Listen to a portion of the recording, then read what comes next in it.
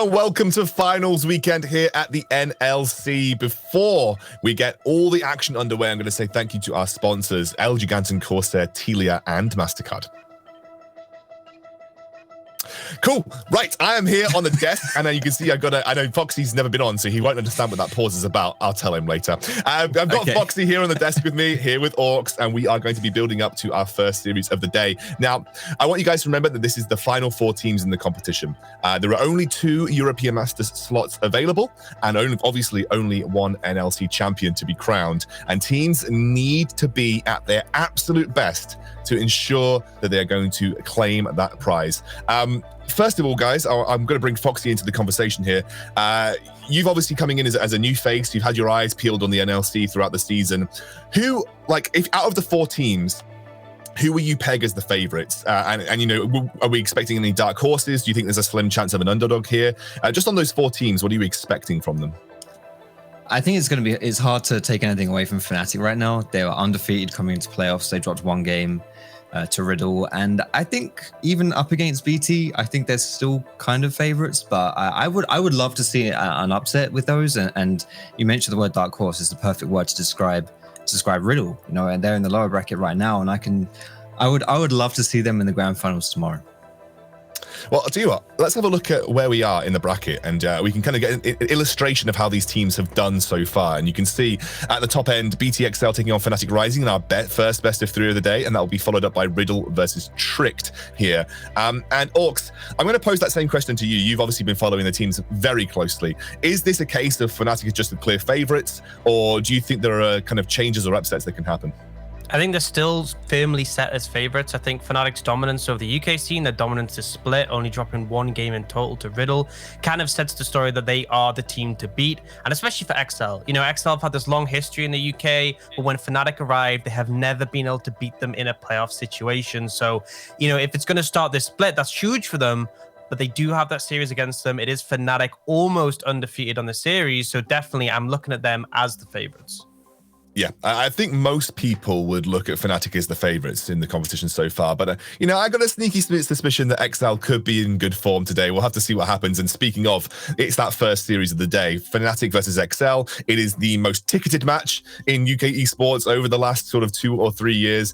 We've really seen these guys go head to head. Of course, FNATIC have always managed to find the better of XL in these best of series, especially when it comes to finals.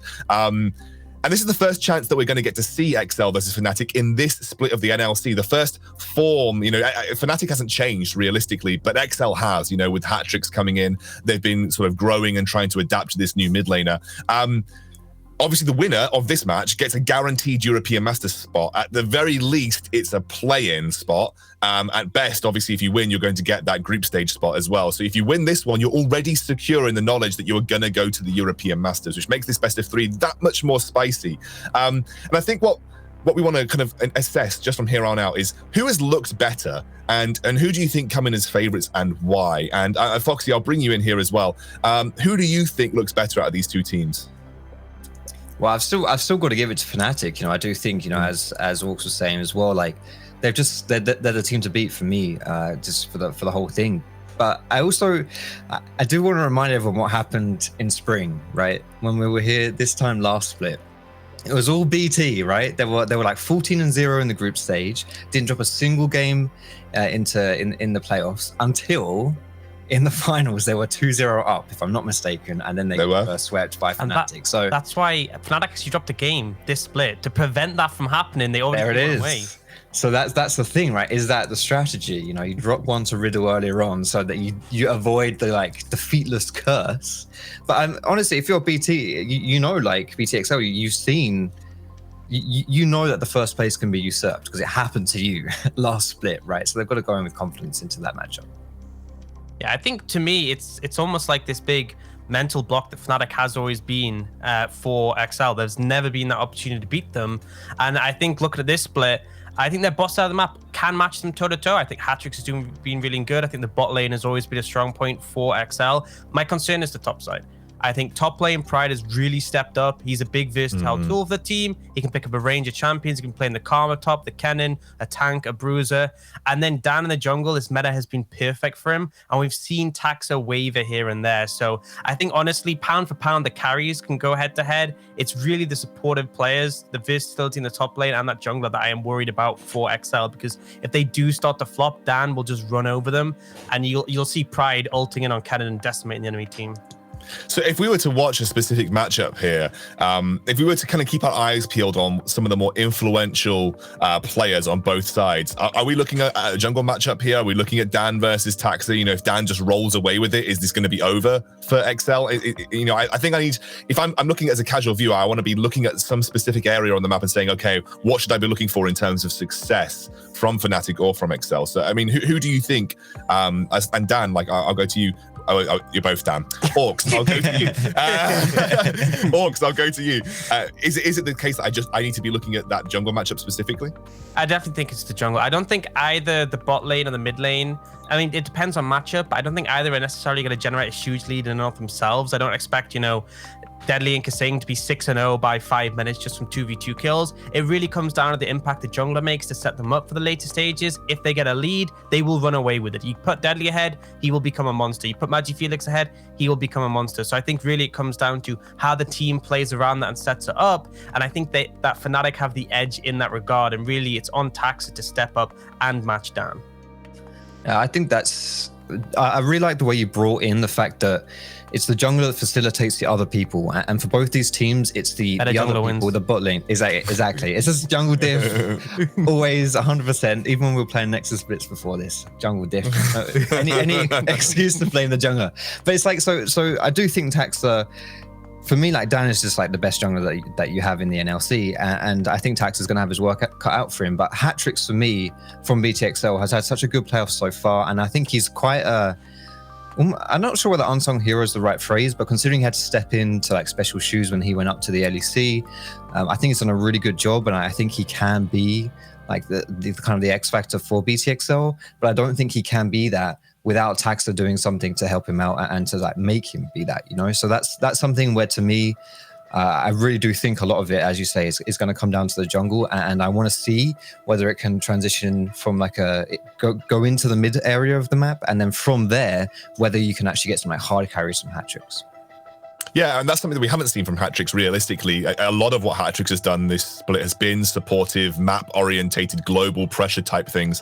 What we know from his past in the SLO, that he likes hard carries. You know, he likes playing more kind of lane-dominant carries. He even mentioned to me that that's something that he was looking to do a bit more when the opportunity arises. Maybe there is, you know, there's position for that. But I think Magi and Hatrix play very similar styles for their teams. I think Magi does the same kind of thing for FNATIC. You know, I think XL have, XL was searching for a style. I feel like the style that they've ended up at is FNATIC's style. You know, like, you know, when we saw them in the playoffs, they played a very similar kind of team fight orientated, a global style. And I feel like they were searching so long, they've just ended up copying FNATIC in a sense because they were looking for it all split. And I think that's kind of my concern, is because we saw Riddle take that game off FNATIC and they responded in a completely different way. You know, they're playing around the solo laters, they played around the 1-3-1, and it worked extremely effectively. Unfortunately, they weren't able to carry that throughout the series. But if XL are trying to just match FNATIC, you know, very carry-centric, leading the later stage of the game, mostly playing around bot lane, then to me, FNATIC are just better at that. So that is my issue, because at least Riddle offers something different that they can be good at and potentially can counter what FNATIC look for. But if you're doing the same game as FNATIC, and FNATIC have been doing that for a long time and are the experts on it, then I feel like it's a hard sell for me ultimately. So I'll be interested to see what XL come out with today, whether they've shaken things up a little bit, because we have seen them kind of switch how they've liked to play over the split. Obviously, it was heavy roaming for Hatrix, then there was a little bit more carry oriented around things like the Azir, and it's been a little bit of a back and forth, and I just want to see what they've settled on for this series. And I think the first game draft will be really telling to suggest how they plan to approach FNATIC.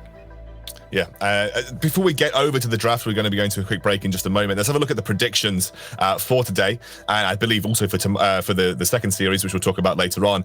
I think I'm the only one that went slightly different. I went for the BTXL 2-1, and I kind of did it because I've always loved Excel. I went to school with the guys who created it, so you know I've always had a little soft spot for Excel. But secondly, I think we do sometimes undersell Sendo. I do think we undersell Sendo just a little bit sometimes. He often has like sleeper performances for Excel. So I'm thinking maybe in this game the top side will maybe be a little bit less weak than you might originally think. I do think that the comments about Taxa are fine, but I do think we sometimes undersell Sendo. So I believe in Sendo on the top side of the map. I'm expecting him to potentially be a bit of a difference maker, or at least I'm hoping so. Otherwise, my prediction is going to look pretty stupid. Or you could look like a genius if you're right. Or I could, like, that's the point. I'm the only one that went Excel, so if I am right, I'm a genius. Anyway, we're going to go to a quick break. When we're back, we'll have that first draft of our first series.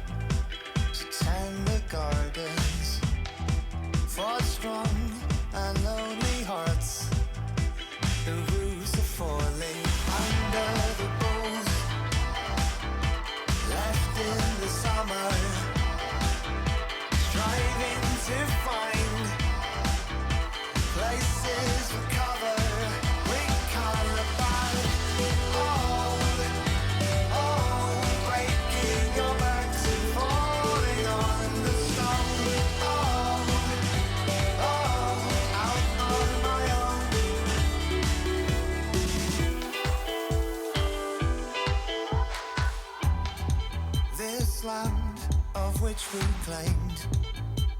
Wash it from our hands. Don't flinch or move a mile. It's safer for the houses are proud. We'll live near the forest. Say all your prayers. Ears to the ground. We can't look back. Breaking your backs and falling on the stone. Out on my own.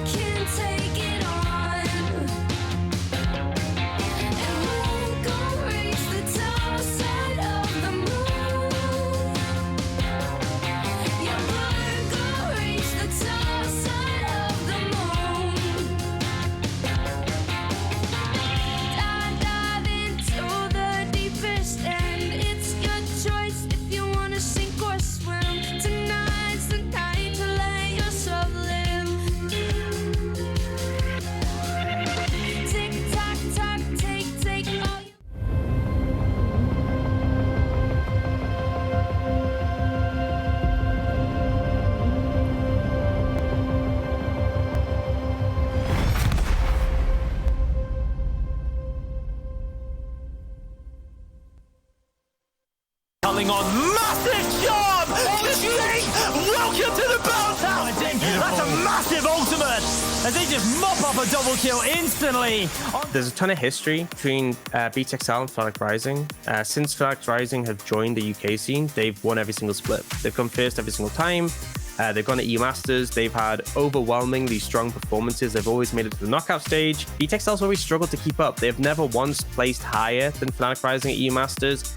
It's been BTXL playing second fiddle to FNATIC Rising for that entire time. Taiki tries to steal it, is unable to. The slam. Their rivalry has been a really fun thing for me to watch develop over the last few years, because for FNATIC Rising and XL, or BTXL in this case, those two teams have only been really competing versus each other for the last year and a half now. And FNATIC have taken it every time. It just looks like FNATIC are trying to dominate whatever region they can get their hands on. And XL are a close second.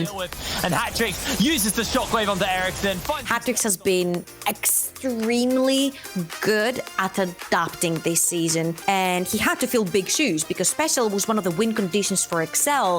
And now that they saw that Hatrix is not necessarily the same playstyle as Special, he doesn't have to, because he brings so much more to the table. He can play the assassins. He can play anything you ask him to. Lion comes in, Rise taunted and CC'd down. Dan.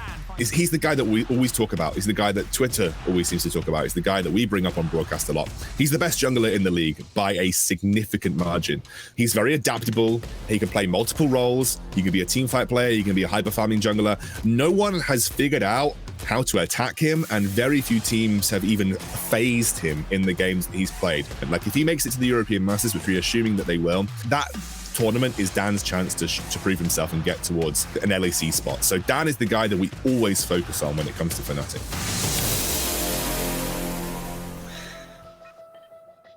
I feel like I should have got really close to the camera just to like make that transition, you know, like really zoomed in on my face and got really close to the camera. No one wants to see that. Look, we're going to be going into our first series of the day. XL versus FNATIC. It is the big one. Well, you know, depending if they both make it to finals, we could have a bigger version of this later on in the weekend. But it is, for now, the big one, the best of three. XL versus FNATIC Rising. Winner will guarantee themselves a spot at the European Masters and obviously find them their way into the grand final, which will take place tomorrow. The loser will then have to go through another best of three just to get the chance to get into that best of five as well. So we're going to be jumping into draft. Expectations for the draft, guys. What do you think is going to be heavily contested here? What do you think people are going to be focusing on when it comes to the draft?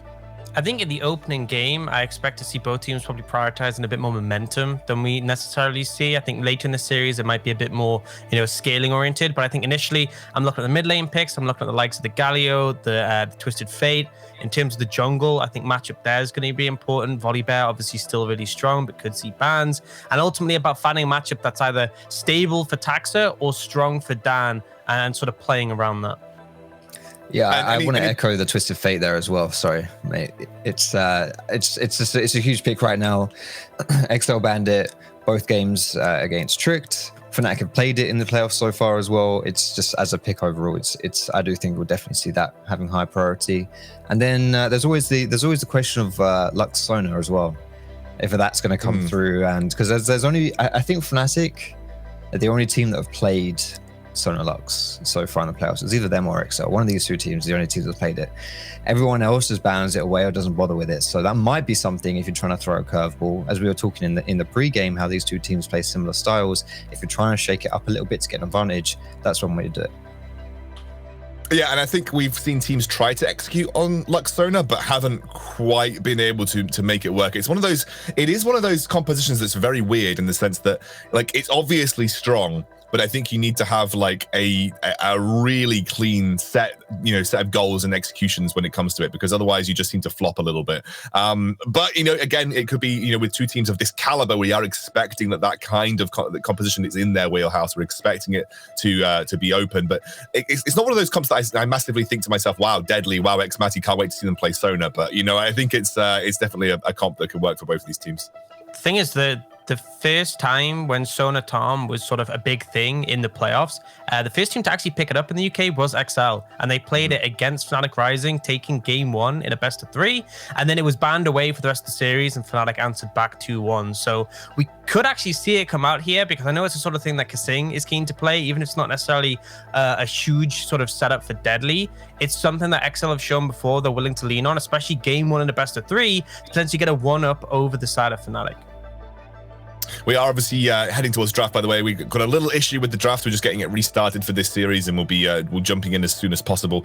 And I think something that we kind of looped back to is that obviously coming into this, FNATIC are the favorites. Like, FNATIC are the team that almost everybody on the desk is predicted to win, apart from myself, and I don't know anything about League of Legends, so there you go. But if you are XL, what are you doing or what do you need to do to actually put yourself in a winning position this game? Like, what is it that you need to do? And I think I don't want an answer as simple as I gave, like attack Dan. Like, I think you know, what specifically do you want to focus on if you're XL? What is going to unlock this game for you and give you the cleanest win condition or the best possible chance at taking FNATIC on?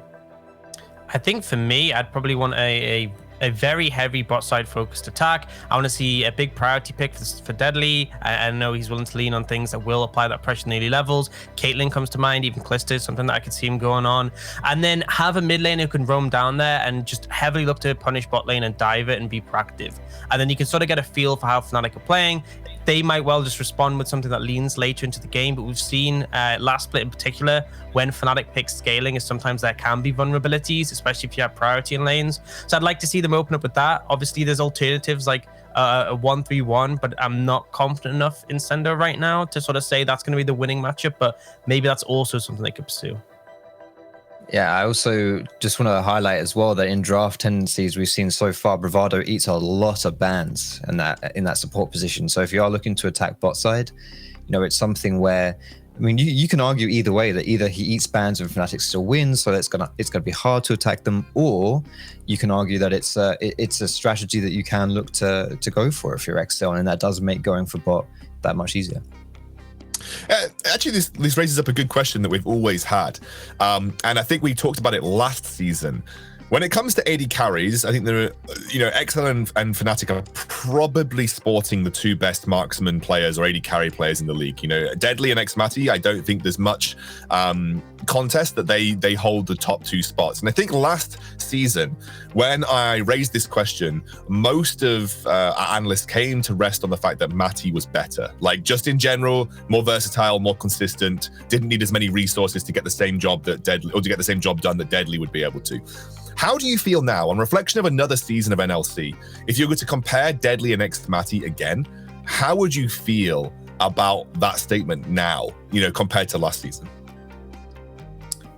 I think for me, I think it's difficult to say, because it's definitely a different style in the sense that Deadly is quite resource intensive, but there've been moments from Matty that's definitely raised question marks, because I think for a while people have sort of give him a personality that's like, okay, he's very sort of safe, he's reliable, he'll be strong in the late game, he'll be consistent. But there's been moments where he's actually been mispositioning in late game scenarios that have been really costly. So I feel relative to last split, I'm ranking them probably a little bit lower, but I still think he has the edge right now, just because Deadly specifically requires a lot of resources. But I mean, that has potential to change in this series. Absolutely. And believe it or not, we are in. And of course, when you're up against FNATIC, you can't let Bravado have his Taric. That'll be the first ban at blue side here for BTXL. Yeah, Karma was another one that he was eating bans on as well. If BTXL decide to go the whole hog on screwing Bravado over, you might be able to see even more support bans here. There it is. Goodbye, Karma. She's gone. Yeah. Yeah, and I think interesting. Sorry, I was going to say, Yorkshire, you go. I was just going to say it's interesting that. I mean, sorry. I'm doing it. I'm sorry. These are some big safe scaling picks, and the strength of the Karma as well is that they've shown they're willing to flex it as far as top side for Pride. But you can see FNATIC instantly targeting a lot of aggressive picks from XL. The Thresh is out the window. Obviously, Clister Thresh being a huge bot lane, but also Thresh in and of himself incredibly strong. Caitlyn, a big priority pick taken away. So if they are planning to attack that bot lane, their tools are being limited here already. And it's going to be interesting to see what comes out as the first pick, because likes of Volley Bear still open, that Sona Lux still open and available if they do want to pursue it. there's like 3 good routes there. Like you've either got to ban Sonalux away, so that's what they've done. So I think Volibear is a really smart first pick here because I want to see, Taxa have the best matchup possible into Danks. I do think this is where, BT is most outmatched against Fnatic. I do think the jungle diff, as always, is a big one there. So if you lock in that Volibear, give him the best chance to like unlock hat tricks, especially, and then he can just run around the map and do hat tricks things. So we have Volibear locked in. Obviously, it's flexible. Usually jungle, though. I mean, we don't see many Volibear tops in the current meta. It's almost always going to the jungle role. And let's see what FNATIC choose for their first rotation. Is there anything left open that you think is blindingly obvious here? Like anything that you think would be... Galio has been a big pick for Magi Felix. Like it's kind of been the Magi Felix pick, I would say, throughout this. It's already lending itself to if Twisted Fate was to come out for hat tricks, they're trying to have an immediate answer that is already locked in, and just that map pressure. And look, if you want to go for a strong jungler, Dan on Graves, he's kind of sending a message already for Taxa if that's going to get locked in here.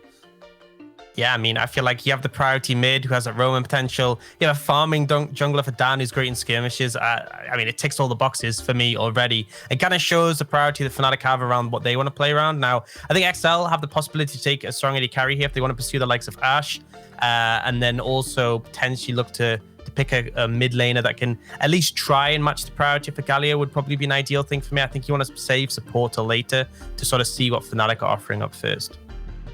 Here's the thing. 5,000 IQ brain play here, right? You send Volibear top and you chuck Kha'Zix here in the jungle. Because Kha'Zix has a good matchup into Graves, and then that's it. You're just throwing everything in the flux right there. And then you can play aggro and you make it happen. Chances of that happening in this draft, it's not gonna happen. But that is something which I think would be quite sexy. Unfortunately, I think we're gonna go for a little more standard here. And that's why they're sitting behind their computers playing this game, and I'm sitting behind mine talking about them playing this game.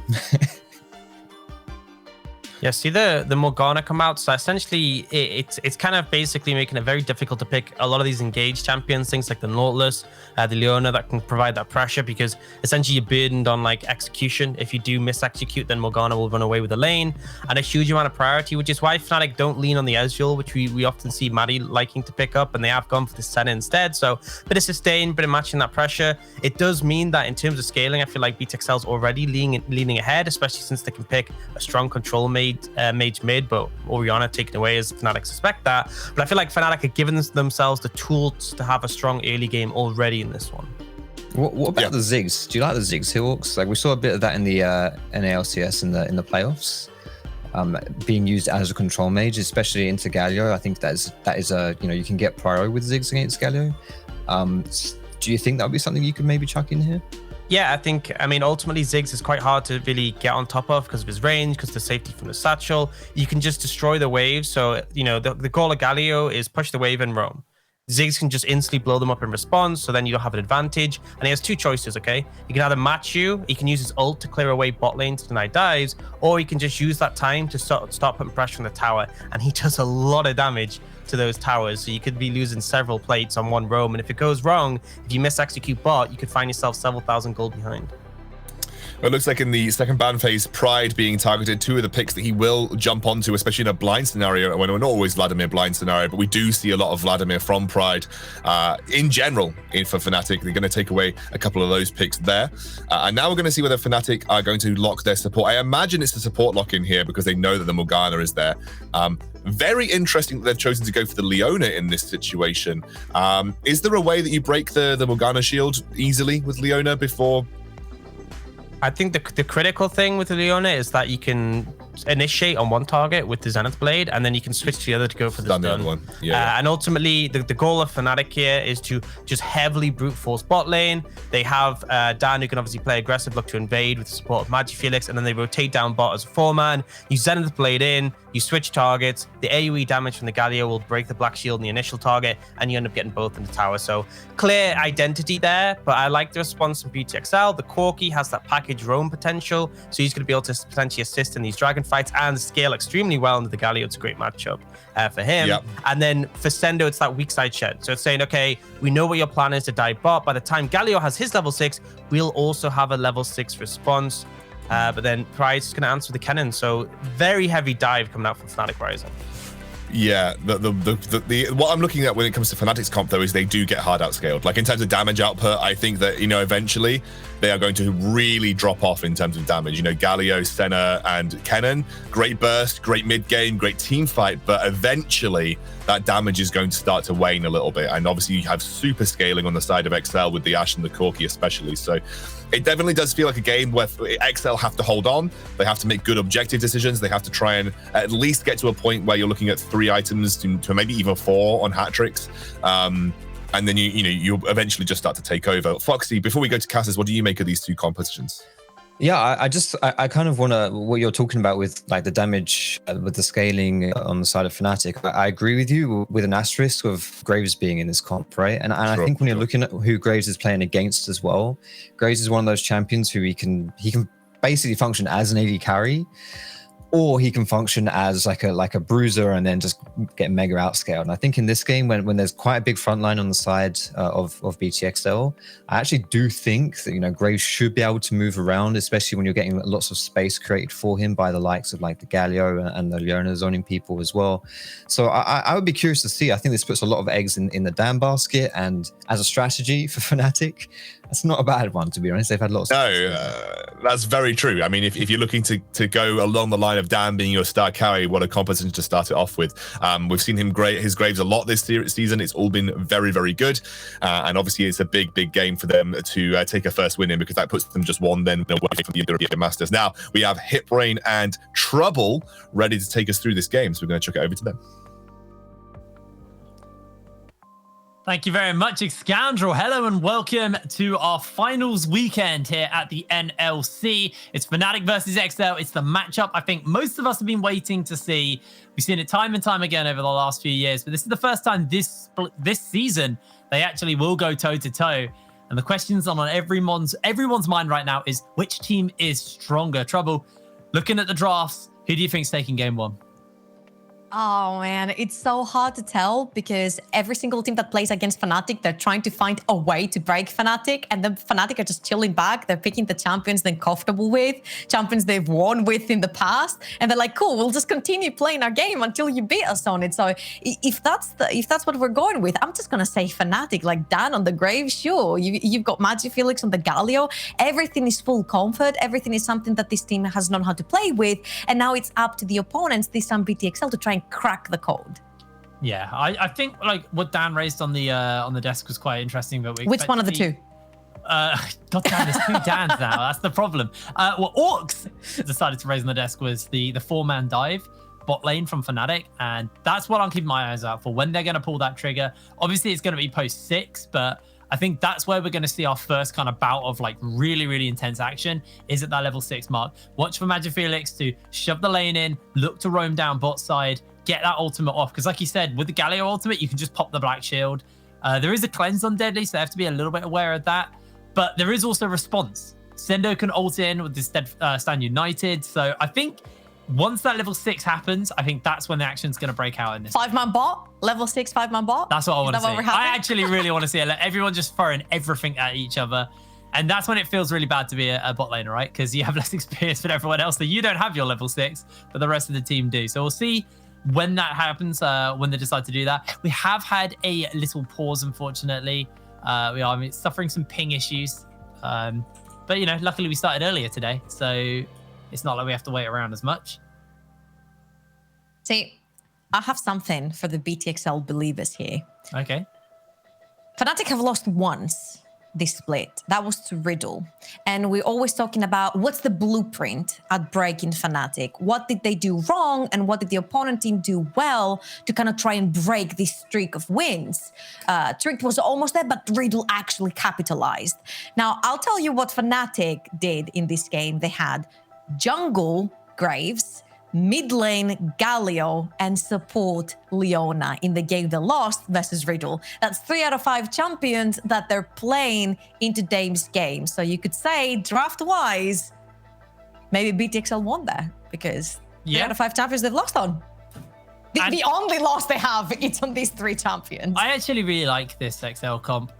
One of the things that we saw at the beginning of the season for XL was Hatrix's Corki was kind of one of the picks that he had the best showing on. mainly due to the fact that when he first joined the team, he was trying to fulfill Special's role in the team, where it was play through bot lane, look for champs that could row down, and Galio and Corki were the two champs he would use that the most on, with the package or obviously the Galio ultimate. But what we've seen over the season is a bit of a kind of like they've taken a bit of the weight off Deadly's shoulders. He's not the only person they play through anymore. Hatrix, as the season's gone on and on, has been more playing for not, I wouldn't say himself, but he hasn't played just for bot lane. He's played his own game at the same time. So it's nice to see him get onto this Corki, because I think that enables him to do both. He can play through his lane, he can play through bot lane, he can even play through top lane if he really wants to. I like this pick because he does have a lot more flexibility, and it's the best of both worlds from Hatrix, and I think that's what they need. They need Hatrix to be able to perform on his own, but they also need him to enable Deadly, because this isn't Deadly and Kasing playing versus any old bot lane. This is Xmati and Bravado. This is the only other bot lane who I think are tied to them in power. So this is going to be a really, really exciting game, and I think mid laners are going to be the defining factor. I like that you mentioned Hatrix and how when he first came into BTX, we were like, oh, we know what he's going to do. He's going to try to do what's special, that he's going to push mid lane and try to dive level 4, level 5, level 6 dives, you know, get Deadly ahead. It was sort of the same kind of style, a global in the mid lane to try and dive bot lane with 4 people at level 6. It was kind of scripted from the side of BTXL. But from there till now, we've seen like different iterations that have suited them more. Hatrix back in Superliga Orange, he was playing the assassin types. That it was something that he really liked to play, the Akalis, the Echoes and all that. And he was just going in to get kills, to try and carry, to go through a side lane, to be the winning factor. Now, BTXL have to sort of balance, because they have 2 carries in the team and they have to balance them. And I feel like if they find the fine line between, do we play Hatrix, do we play Deadly, or do we find the perfect balance between the two that sort of completes each other, I think they're going to be one of the strongest teams. Not just in the league, but in EU Masters as well. Unfortunately, this is not how we wanted to start our finals, but we do have ongoing ping issues on the players' side. So we are going to have to, unfortunately, throw to a quick break. When we're back, we'll be getting ready to go into this series. So stick with us. I'm really sorry that we have to go to a break here, because we were just about to get into game. But unfortunately, it's online and these things do happen. Guys, stick around and we will see you after this break.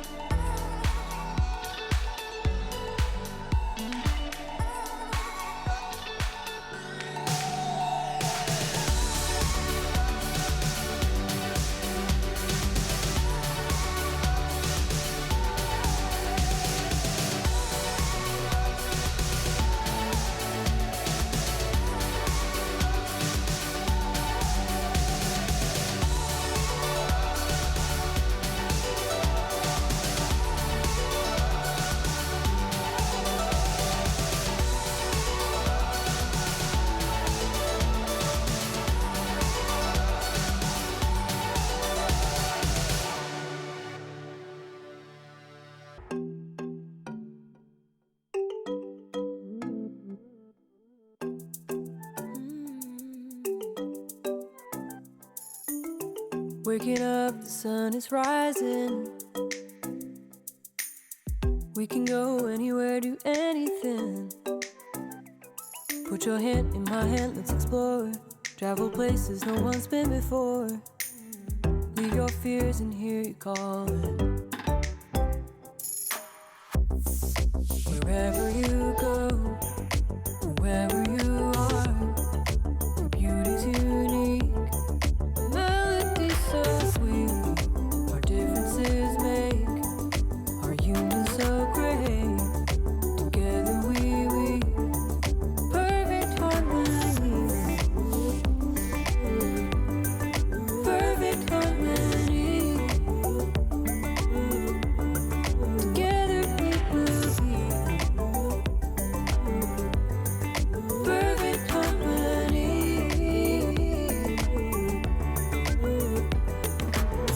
Let's get lost in a forest of green.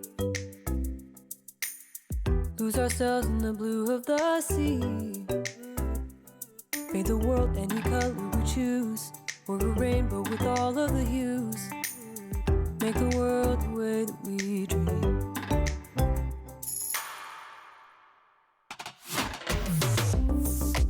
Wherever you go, wherever you are, your beauty's unique. The melody's so sweet. Our differences make our union so great. Together we perfect harmony. Perfect harmony.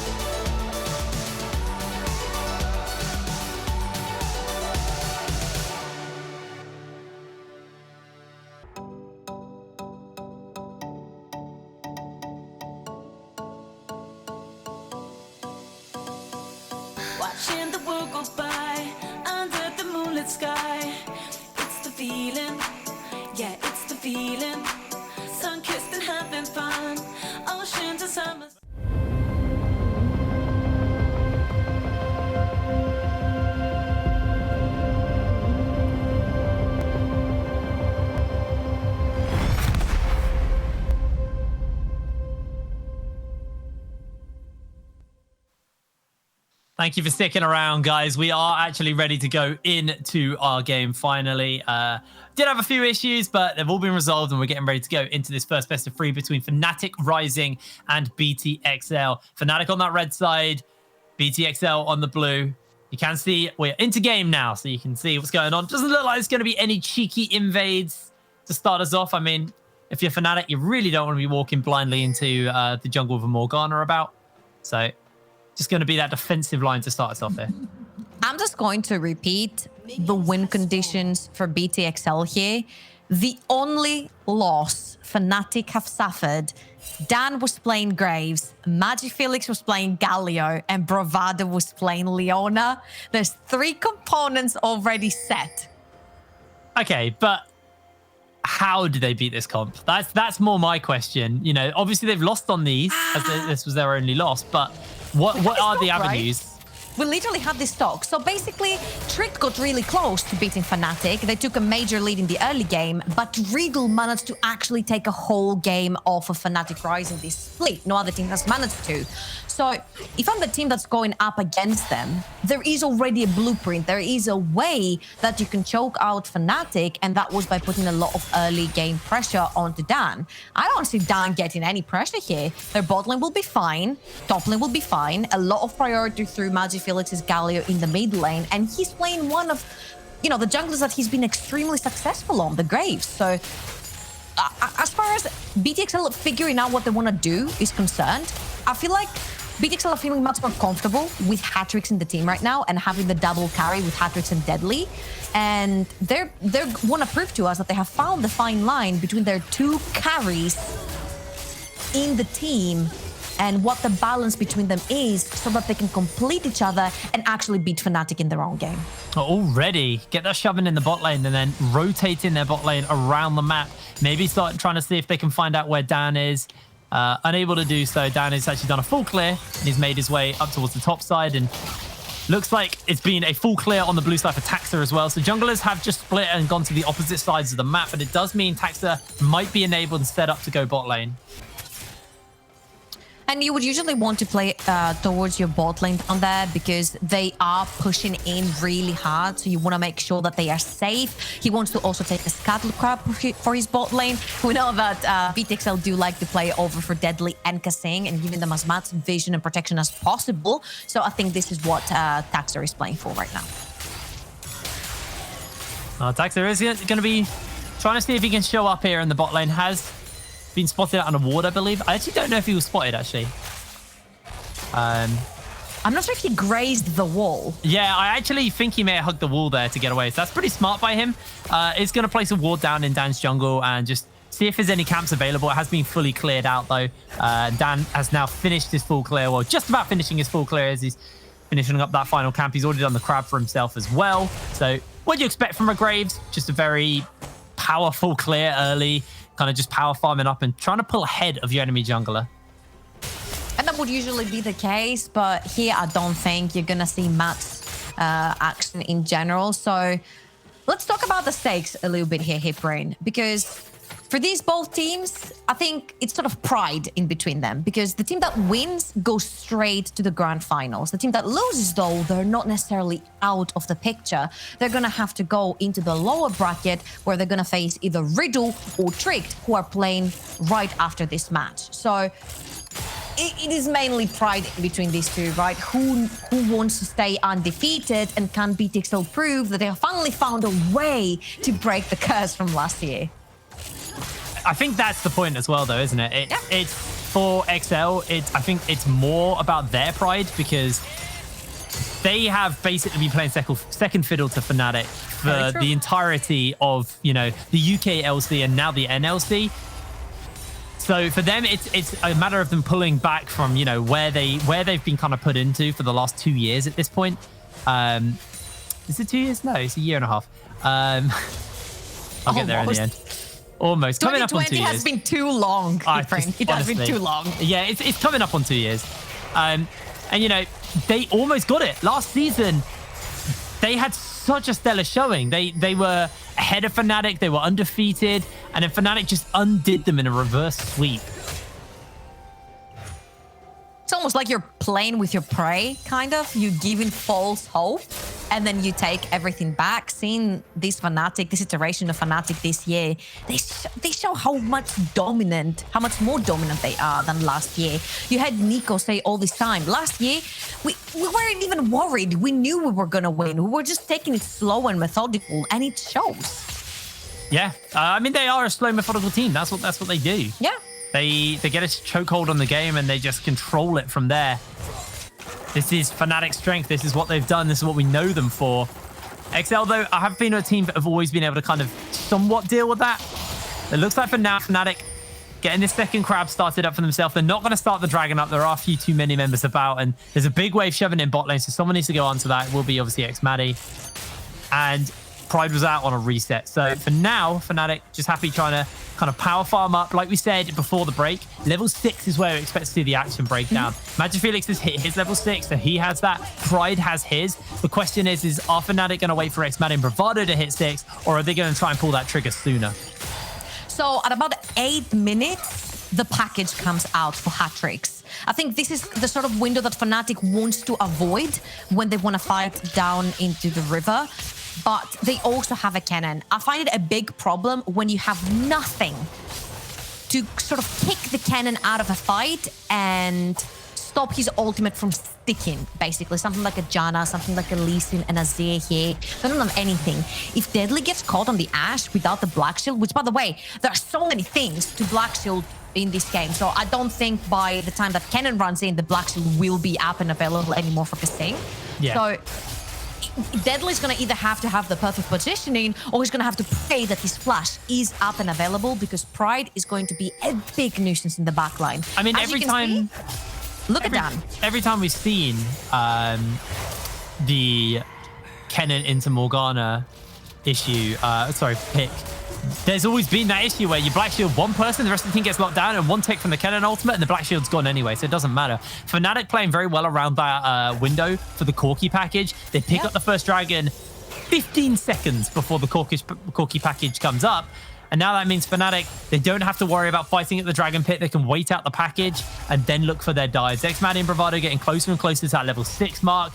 Everybody else has hit it, so I expect to see the action break out once that package has been used by hat-tricks. So maybe the onus is on XL to use that package in the bot lane before FNATIC can. And it looks like they're stepping up because they've got the arrow onto Bravado. Bravado flashes away as the Stormbringer gets used. The binding does connect and the Black Shield is on. Bravado is going to get taken down for first blood, and Tax is the one to cash it in. Very, very well played. They're using Sendo there as well. I don't necessarily think it was very much needed for Sendo to TP in there, because he's going to lose a lot in the top lane, doesn't have his teleport available. Ooh. So at the end of the day, does FNATIC lose match?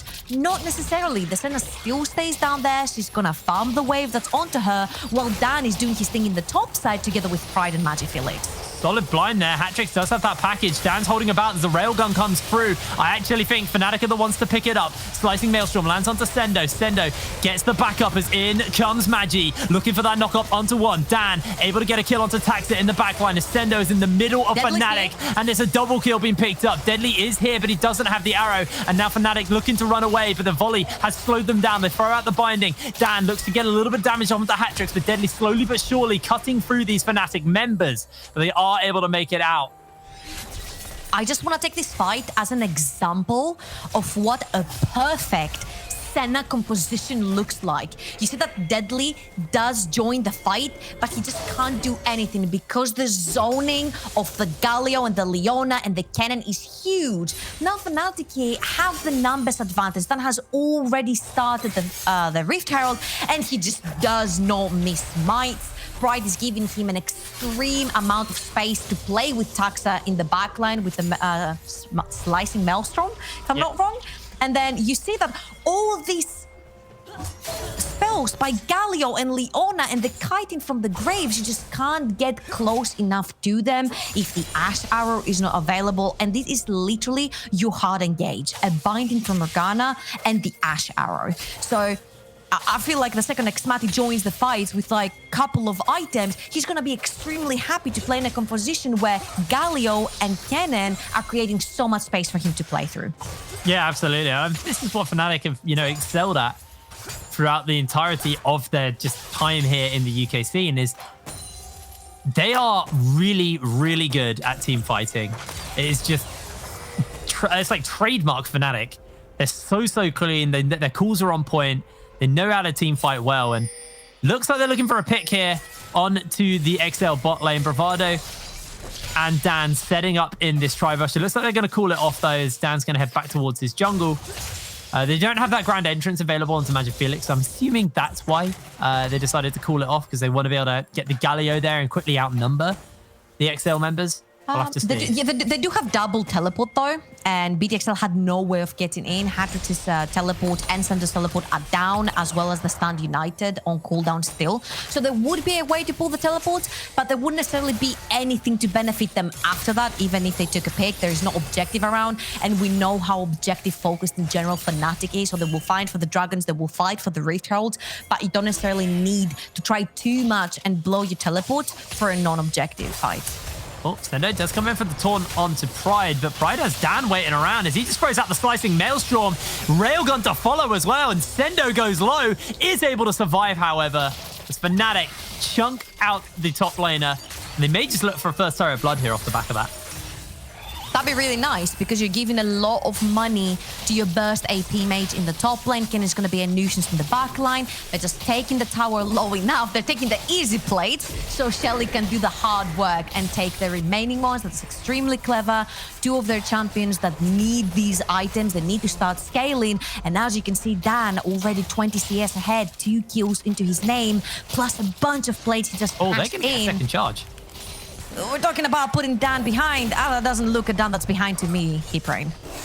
Yeah, Dan is very much enabled. You can see the gold on your screen right now between the two junglers.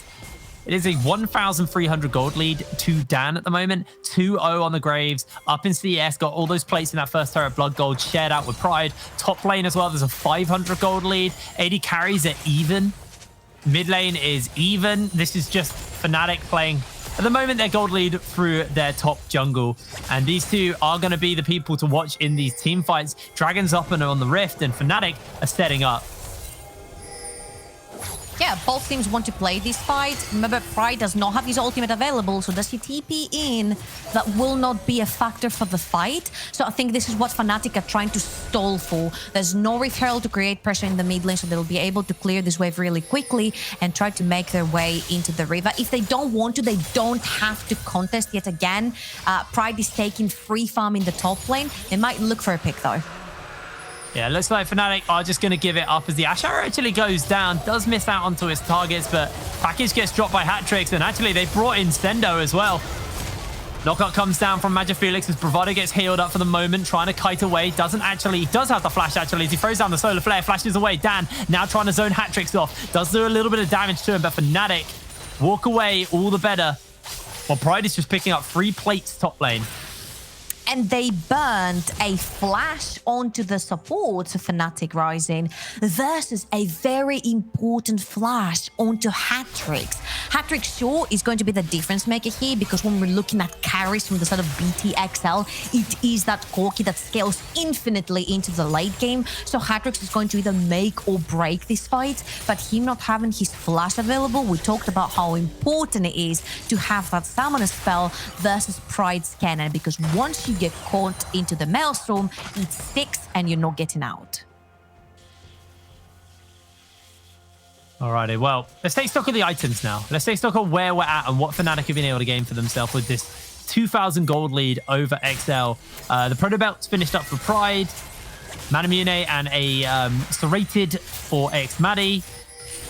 So these items are starting to come in. They are starting to come online a little bit. Is there like a particular point where you think Fnatic like hard spike versus XL, or do you think it's fairly even? What are our item breakpoints we're looking for here?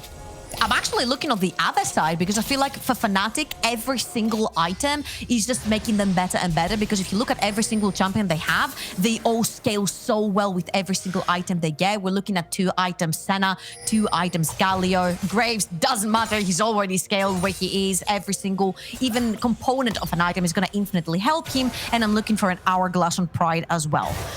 On the other side, we're looking at a 2 item spike exactly. You need your Ashe with the 2 items. You need need the Runan's Hurricane and your Blade of the Ring King to be able to contest this River fight. This is why you see BTXL not wanting to do anything with that. And of course, Trinity Force, as well as a more mana, are very important for Hattrick to start doing any significant type of damage. Well, while we were talking about the items, FNATIC actually were able to pick themselves up the Rift Herald. Magic Felix did a good job of just kind of playing back and not giving up his life for the wave. And now the Rift Herald's in FNATIC's pocket. I expect to see them throw it down in the mid lane, although they might just be looking for Deadly and Taxa here. Dan's going to slide in, goes for the flash, goes out for the blind, as that's going to be the turret falling in the top lane. Deadly has to cleanse as Taxa gets chunked out, and FNATIC now afforded some space to shove down this Herald. That is great. They took the cleanse off of Deadly. That means that in 2 minutes, BTXL want to fight in the river, and Pride will be around. The cleanse will not be available. That's a bit of a combo there. They're actually chunking out as the railgun gets fired out by Xmati, and Bravado loses his life. Ash Arrow into Stormbringer. Beautiful combo there. Oh, I think the plates were still up and available. No, they weren't. I don't know why they greeted it. I don't know why they stayed that long. I'm like, is it 14 minutes? Did they greet so they all can cash in the plates? They didn't. Bravado steps a little bit too far forward and instantly gets punished. Of course, again, if you keep on punishing Bravado, it's fine because Xmati is still in the lane. He still keeps on cashing in. The important thing is the kills that you give over. And if you give them to the Volibear and the Shen, you don't really care about this because they're going to be the tanks. As long as you have 3 carries bashing onto the Volibear and the Shen, you're going to take them down eventually and much faster if you're the one picking up the kills onto your carries like the Graves. Yeah. It was just greedy play by FNATIC. I think what happened was they had chunked out Taxa and Deadly to the point where they thought they weren't going to contest. And they were just wrong. They were just completely wrong on that. It was a little bit too slow to grab the wave. And sure, they got a bit of chip damage onto that turret, and Pride was able to take the top lane turret. So it's 2 turrets for none. FNATIC are up in gold, but giving over little picks like that is stuff you don't want to be doing. Luckily, it's Bravado. So luckily, it's not a member who's like worth as much gold as the likes of Dan. If that was Dan falling there, that could have, you know, been a little bit hairy for them. But now it looks like weird, you know, because they might have got done. Dan's caught Taxa. No, he hasn't. Oh, they took his flash though. Yeah. So again, on the Rift Herald thing, it's a little weird because FNATIC are playing for the objectives. I would have imagined that, you know, about that time would be a nice time to pop the Rift Herald in the mid lane, take priority, and then move down to take your second dragon off the game, rather than greeding a little bit too early just for a little bit of chunk of damage onto the tower. But I guess I'm just too used to the perfect FNATIC that just fights around objectives. Why not? They're ahead at this point. They might as well try their luck a little bit. Death Bush. Not going to find anything from that. Although teleport is being used, and looks like there is some contest for this dragon. They want to go for it. Already been started up by Xmati and Dan, and FNATIC actually just getting pulled away for the moment. Pride's just going to grab the wave. Here. He's right behind them if he wants to enter the river. Oh, there's the taunt, actually, and the package getting dropped. Dan's already chunked as he gets taken down. That's the shutdown onto the jungler, and Maddie's separated from the team as he's being absolutely minced through. Massive taunt by Magic Felix, though. Lands onto 3 members. The health bars on XL are starting to run a little bit low. The railgun will shield him up for the moment. Pride throws out the slicing maelstrom, is able to pick one up in response as X-Maddie looks to try and join up with the rest of the team. The health bars are so low, but XL just have the healthier members, just have more raw damage to work with. His hat tricks finds a double kill. Hat tricks. This fight will start to finish this guy in the mid lane for BTXL with the Corki. Package, Stella. Trinity Force, who's that lady? We don't need her here to do damage. His positioning, amazing. He could not be caught by anyone, never mind the cannon that we actually mentioned. I'm really glad we're seeing this fight over again. Look at Hattrick's positioning. He takes the black shield and jumps straight through while also putting a carpet of fire so no one else can join his team. He tracks down Xmati. He kills Dan as well. It doesn't matter if Magic Felix goes in because look at all the poke that's coming in from Hattricks that no one can cross. And by the time Pride is in, I'm sorry to tell you, mate, but the fight is already over. Hattricks has already decided for you, and it's going to be a BTXL victory here. I mean, that's the power of the Corki, right? Like, Xmati thought he was playing really far back and playing really safe, but suddenly playing that far back actually hardcore separates you from your team, and this Corki is just able to do so much damage. He's got the fully stat mirror mana, got the Triforce. He is very, very much online right now. And Fnatic, I don't know how they deal with him if he has package. I think they have to play around that package timer, but the packages are now synced up to the Dragons, and XL, they're ahead in Dragons. Fnatic were playing the neutral objective game, and now they're starting to lose out a little bit on it. So here's the thing about Fnatic. They have a lot of space-creating champions such as the Cannon and the Galio in the front line, where Xmati and Dan can play around, where Bravado plays Peel or Engage, whatever he decides. But then when you have this perfect front-to-back team fight with your frontliners and your backliners, and Hatrix literally tears it apart in half, Xmati and Dan will not be able to get there, and even if they do, it will be way too late. In this instance, it was Pride. He was cut off, and he couldn't necessarily find a way to get back into this fight, and Hatrix dismantled everyone. Now, like you mentioned, with a fully stacked Muramana and the Trinity Force, plus 50 CS that he is ahead of Magifelix right now, he is the true carry that we expect from BTXL. What I also like is that the remainder of the kills are onto Taxa. It's onto that front line. It's not going to be easier to kill Taxa with an AD that doesn't necessarily have an attack speed. Oh, they're looking for it. Deadly has to use the cleanse. As the Solar Flare connects, Magifelix takes a binding, and Magifelix is just dead. All of this DC layered, and Hatrix finds himself a Rampage kill. 4-0 on the Corki. Whoa, Fnatic are sort of falling apart with the flanks right here. They're trying to be proactive, which is something we haven't necessarily seen with a non-objective up on the grabs for the map. Sendo is all the way down bot lane. He's farming, he's catching up with the Cannon, he's chilling, he's taking towers, he's having a free time. Well, he seems also able to take mid lane tier 1 and pick up another kill, very importantly, onto Hatrix. This is a really, really well-read BTXL. They've studied, they've done their homework on Fnatic, and like we said at the start, they're trying to play them on their own game. They're trying to match carries with carries from Fnatic, and so far they're coming out ahead, Ibrin. Yeah, they are. And like, this is one of the matches we've all been waiting for all season long, and everybody favored Fnatic in this. I did as well, but it looks like XL, they've been prepared. They've been wanting to kind of reclaim their spot at the top back. Really, really solid stuff here from XL to start this game 1 of this series off. And we'll have to see whether or not they can keep it up. I worry that Hatrix is now just too far ahead. He's 2 levels over Magifelix. Highest level in the game as well at that, to be honest. Hatrix has just been having such a good showing. So we do unfortunately have ourselves a little pause. I'm glad you mentioned the level there, because Hatrix is level 14 and Bravado is level 9. There's a 5-level discrepancy between the two. Sure, it's a Leona. Sure, she's meant to be tankier. But at this point, Hatrix will just melt through the entire metal uniform that she's wearing. And this is very important because the Leona is playing Peel. She's playing Engage. She's the first one to fall. The Senna and Dan on the Graves are just completely exposed to the rest of the fight. And this is going to be a big problem, that Corki, and who's going to stop him? I think at this point, we're looking at one of these crazy packages. You're like, how do you stop this Corki? Well, you don't. It's kind of like a Lee syndrome, right? You take the package, you take one wrong package through the entire team, and that could be your own undoing. Yeah, it's gonna. I think eyes for me are on either Magifelix or Bravado to catch him on the package. As soon as he lands, just taunt, stun, and blow him up. There's a lot of shutdown gold available to him. If a key member's able to find that gold, that's their opening.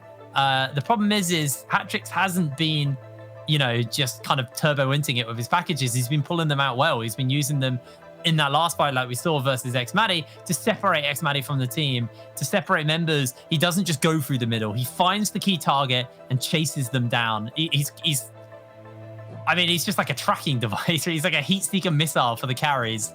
And we'll have to see, if Fnatic can answer that. They probably don't want to leave Xmati separated from Bravado or Magifelix next time, because Dragon's coming up in a minute. This will be Drake number 3 for XL if they can get it.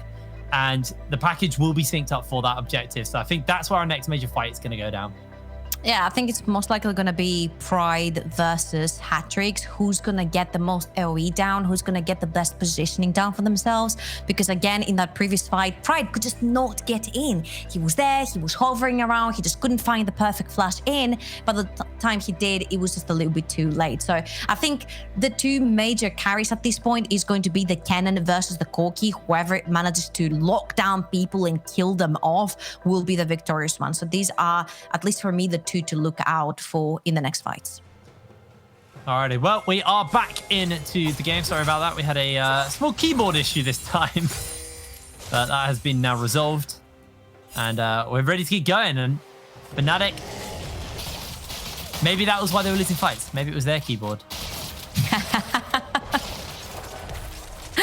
Do you think that's the case, Supreme? It could be. It could No, be. I genuinely think Hatrix has been playing really, really well. I think even if he did have a good keyboard, keyboard, the outcome probably would have been the same, to be honest. 30 seconds until that cloud rate comes up, and FNATIC not in position to contest this. They may just give it up. They may not feel that they're comfortable to fight. I mean, I don't know if they are really in the position to fight. That's a 3-item Corki now. He's got the rapid fire cannon, got the Triforce, fully stacked Mirror Mana into 2 items on Magic Felix, 2 items on Xmati. Hatrix is looking for the flank though. He's got that package and the arrow has been landed. The cleanse comes down. Xmati just flashes onto the carpet, throwing out the railgun, but Hatrix is able to take him down. Solar Flare does land and Prey comes in with a massive slicing Maelstrom. They end up finding themselves the shutdown.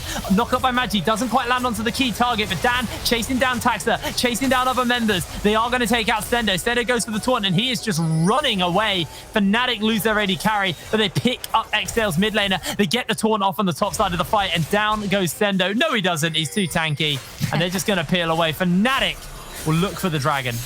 I think this sort of sums up exactly what we mentioned. It's going to be Pride versus Magi Felix. And I think Magi Felix waited in Pride versus Hatrix. They're going back in. Yeah, but in comes the teleport from Magi. He's looking to rejoin into the fight here. Going to chase down Taxa. Does take a little bit of damage on the return end and actually being chased down. FNATIC may look to try and save his life. He protobelts to safety. Justice bunches to safety. But the slows are on. The taunt goes wide. But they come in. And Magi, his health bar's low. He's going to dodge away on the binding. But slowly but surely, he is cut down. And Deadly finds the kill. And now it's Dan. Dan is too close. Dan, what are you doing, man? Just give up your mid laner. FNATIC just greeding to try and save members here. He's going to have to flash away. They get the dragon. But they lose their mid laner very, very late there. Both of these teams kind of did a boo-boo there where they still wanted to fight. They didn't necessarily have to. Now Xmati is way too far forward. Whew. Able to dodge away. Gets out from the taunt. Goes into the center puddle and gets away. I think the previous fight that happened in the mid lane completely showcased the fight between Pride and Hatrix. Whoever has a better one will win the current fight. This thing stole the red, and FNATIC have no idea. They have literally no idea the Baron's going on. And Xmati, he's lost his life. Dan finally finds out what's going on as he throws the blinders. Pride looks to join in, has that slicing Maelstrom, doesn't have the flash, and there's no blast cone. Hatrix chunks him out, does take the Solar Flare and the Zenith Blade. They're going to look to take him down. The slicing Maelstrom lands onto just Stendo as he will be cut down slowly but surely. But Bravado, he loses his life first, and Stendo's able to survive. Magi Felix is next up on the menu as he's just being roasted by the members of XL. Down goes Magi Felix. 3 members of FNATIC fall. XL are going to be too low for Baron, though. That was a great pickup for BTXL, but all in all, if Dan doesn't fall, that holds the smite, you cannot start a major objective like the Baron.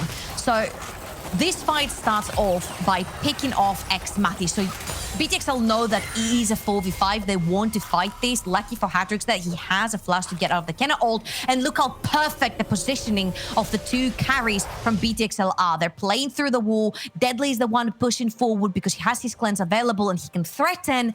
And that was beautiful to pick up even more kills. Now Infinity Edge almost completed onto Hatrix. He is going to be a huge problem for FNATIC. Level 16 as well. These rockets are gonna hurt so much. And you see that whoever is able to output more damage between Pride and Hatrix again wins the fight. This time it was Hatrix getting out of the Pride ulti, which means that Hatrix and BTXL win the fight. Next one, a lot of the guys from BTXL are missing their flashes, so this is the chance for Pride to actually shine on this cannon. Yeah, and his flash is actually coming up somewhat soon as well. He does a lot of damage to Taxa. Obviously got that Void Star, but the CC layers in. You can dodge away on all you like. But if you just find him with a CC, it's an easy pick. Pride, very greedy positioning. One of these rockets landed onto Xmati and did 50% of his HP. Hat-Tricks is massive, and now with the 4v5, BTXL can actually push 2 lanes at the same time, and there will be no reply and no engage coming in from FNATIC. They have to actually accept this. Yeah, this turret will be going down. Pride up in 17 seconds. No vision of Baron, a massive wave crashing top lane, and FNATIC looking for Taxer. Bravado misses out on the solar flare. Taxer's just able to make his way out to safety. This is good stuff that we're seeing from BTXL. They managed to take the picks. Pride oversteps. He gets punished. And instantly what that means is that there are not enough members to cover both of bot and a mid lane. So BTXL dispatch of both tier 2 towers. Now they've completely broken the map open for them. FNATIC, they have to pop the invisibility to even move around into their own jungle. The vision is going to be a really hard hurdle they're going to have to overcome to try and even check Baron and if it's going down.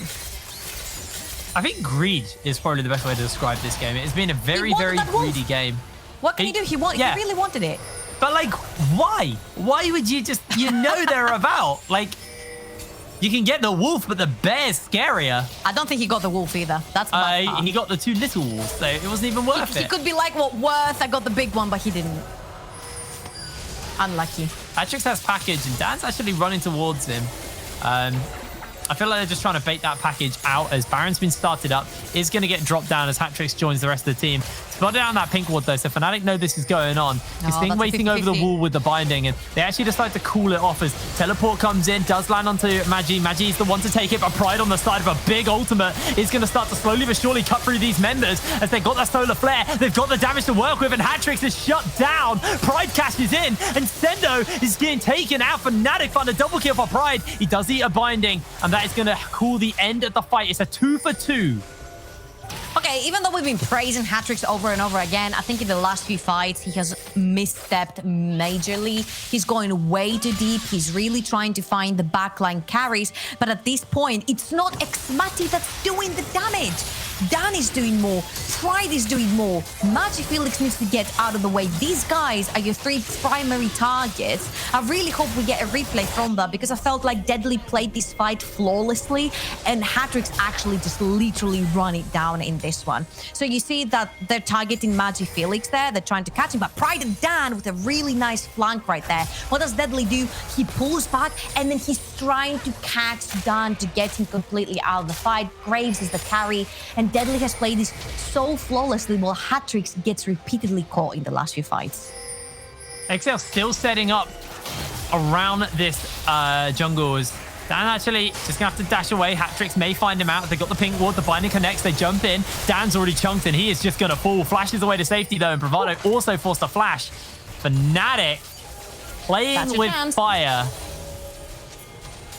So there's a couple of seconds until Dan runs to his fountain and runs back in for that Baron. Yeah, it's done. Yeah, and by the time you're there, your top laner has died also. I'm not sure if they're even going to go for a 50-50 at this point because it's a 4v5 and BTXL have tools to turn it around. The Morgana is around the pit. They don't have any vision. This is a Baron for BTXL. Again, Pride getting caught.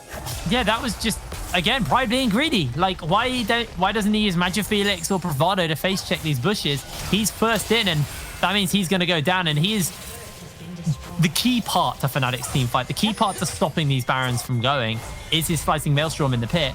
So just greed play from Pride, and that is going to cost his team the Baron and potentially even more now. And it's funny because I like that we're seeing Sendo on our screens here because this man has done all the work on the side lanes. Every time something is not going on the map, Sendo is taking a tower on the sides. Now BTXL have 3 aggressive lanes pushing in for the towers. The mid lane tower is almost down, about 30% HP, and the top lane tower is under attack as well. Magic Felix cannot step forward. Yeah, he's getting so scared of Hat-Tricks right now. Look at the level difference between them. It's level 17 to level 15. I'm just gonna stick on the level 17 versus level 12 for Bravado because I feel like if level 18 now, by the way. Yeah, if you could do 6 levels difference. If you could do 50% HP of Xmati, I wonder how much you can do to Bravado at this point. Well, Bravado at least has some resistances in the stone plate, so I feel like he's still going to do more percentage damage to X-Maddie. Probably. But this is meant to be like a tank. That's why I'm saying, like, how much can you do to the tank instead of the AD? Oh, good dodge on the Tower's binding there. Towers down, inhibitor will fall as well. Top lane inhibitor being defended for the moment by FNATIC, but I don't know how long they can really hold on to this. As there's a problem. If they lose too many inhibitors, they won't be able to get out to try and contest for soul. And this will be really bad for them. So they need to actually possibly pull the trigger for the last one. You can't lose 3 inhibitors, FNATIC. Do something. Yeah, but they can't lose their Nexus turrets either. Atrix is just starting it up. Magi tries to look for the taunt, and FNATIC, this has just crumbled apart. As the Solar Flare by Bravado was available, but he decided not to use it when the Black Shield's up. Turret number 1 at the Nexus is going to go down as they throw out the Railgun from X-Maddie, trying to catch out onto Sendo as he does eat the chains, but the arrow lands onto X-Maddie. He has to cleanse to jump away. And this Baron push has just been devastating to FNATIC in their base right now. It feels like they have no options, no answers. There's too many Baroned up minions, and these aren't even the supers. The turrets are going to go down, and there's no structure but the Nexus left for FNATIC. And they have to pull out a miracle defense here. I don't think they've got enough fuel in the tank to get over this finish line. XL are just going to look to close this one out as Bravado jumps in. Hatchis gets the Black Shield Pride, throws down the Slicing Maelstrom, and he is just going to go down. Taxa on that front line, just scaring off the FNATIC members as Bravado will be cut down by Deadly. The Nexus explodes, and XL take game 1 in the series. It was very, very, very decisive from BTXL. And I have to give major props to Hatrix because the way he played that first fight in the river, I think completely put BTXL ahead. His positioning, the way he was hitting every single rocket, the way that he cut down half the team, he assassinated Dan instantly, so there's no smite on the side of FNATIC. I agree with you. I think FNATIC crumbled under pressure because they never have been under this much pressure into the NLC. BTXL didn't just beat them, they beat them into FNATIC rules. They beat them in their own game, and now FNATIC, if there was a time to pull an ace up their sleeve, I think it's gonna have to be next game. Yeah, I don't think you can let the Corki get through next game, to be honest, if your FNATIC Hatrix is just way too good on that. So that's something they might have to think about for the next game, but I don't know. He's still got a series, FNATIC. I have to see if they can pull it back, but now Leona, Galio, Graves. Yeah. 3 out of 5 components lost. I'll give you that. I'll give you that. Right. Well, anyway, guys, we're going to throw to a quick break. And when we're back, we'll have our analyst test to break that game down further. We'll see you in a second.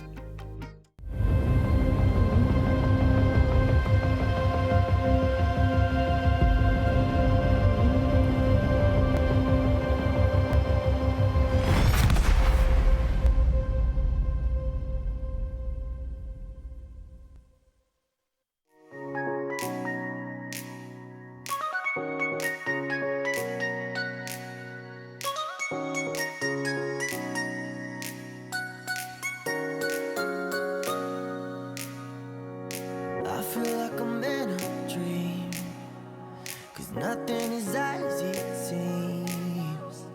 I feel like I'm in a dream, but that's where I wanna be. And I feel free for the first time. And I feel free for the first time. For the first time. For the first time. For the first time. And I feel free for the first time.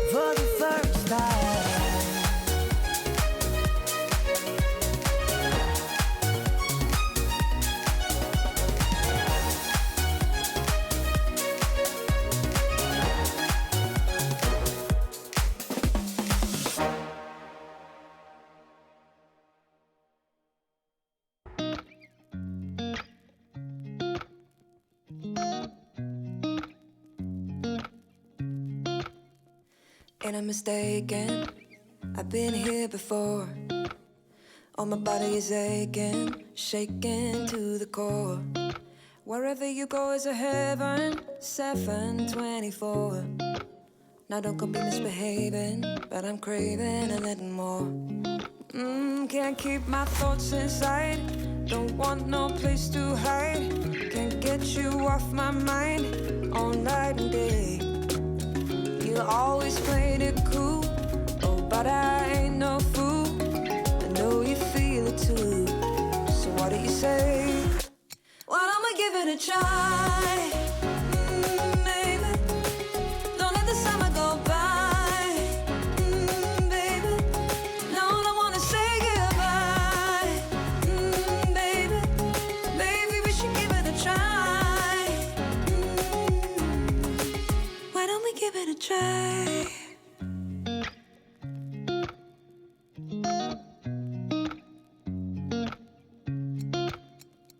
Ain't no mistaken, I'm taken with you on my body.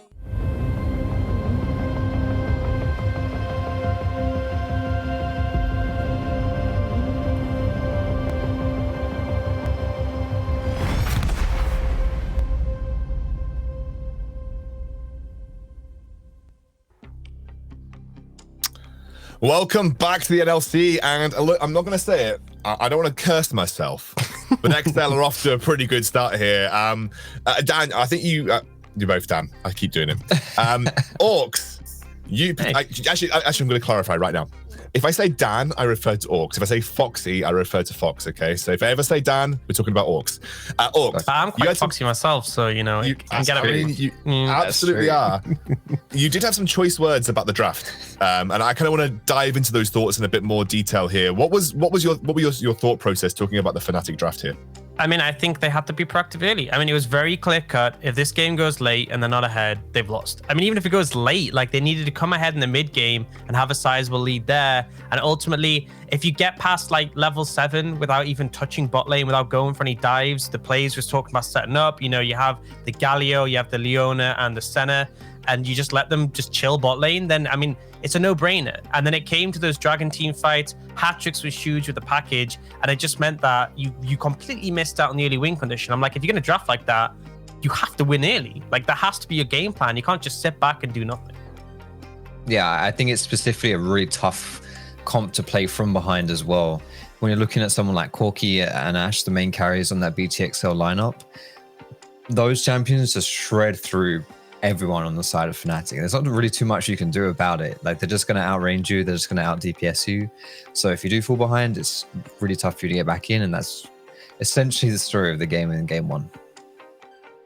Yeah, and I think FNATIC never really looked in it. Like, there was never a point. There was a couple of fights around the first Rift Herald where you thought, okay, XL kind of giving away a potential early lead here. Maybe FNATIC can do something with it. They got both Rift Heralds, but they didn't really materialize into any tangible lead for FNATIC in that game. And XL were just constantly able to take strong skirmishes. Hat-tricks, who, you know, I think you mentioned Foxy as being a player we do need to keep our eyes on, really stepped up this game on the Corki. Some of those packages were incredible, even if there were a few int ones here and there. But other than that, I think he had a really excellent game. And honestly, Taxler and Volibear, you know, you give him a strong pick like that has very few weaknesses, then he's in a strong position, and Dan can't really exploit that as easily as he would do maybe versus some other junglers.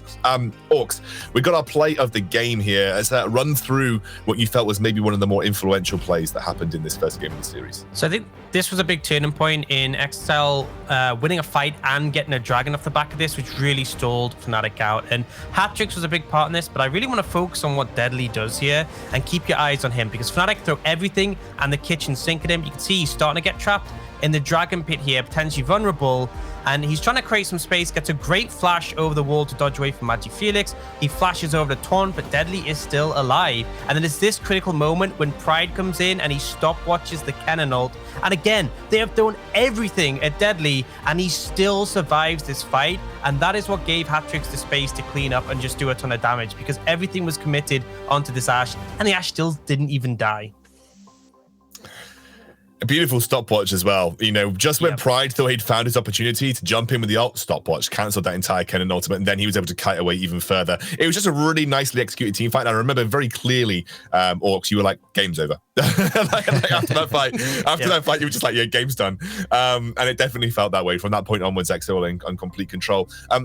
Like Foxy, you were talking a little bit during the game. You were saying, what do you think FNATIC needs to do in the next draft? You know, you were opening up a discussion about that. Do you just want to see more scaling for FNATIC? I think so. Yeah, I posed that question to Orcs when we were off, you know, while we were watching that game, and I'm going to steal Orcs' homework here and just deliver his answer as my own answer. But no, I mean, you know, that it was a bit limited in their options in that first game, and so you do want to see maybe a little bit more coming out of like as late game options. But specifically, I'm looking at the Volibear, because I think that this Dan into Taxa matchup is something that we really will be highlighted, and is definitely, for me, is the big kind of individual gap between BTXL and FNATIC in my eyes. And I don't really think you get to exploit it too much when you stick Taxa on Volibear, because I think Volibear is just such a strong pick that it's just so hard to exploit, right? So I think maybe you can do something about that if you put more priority on the Volibear, when that means banning it away or trying to get it for yourself. Well, we'll see. We've got another game, obviously, potentially 2 more coming your way in this series. So we're going to go to a quick break. When we're back, second draft of the day.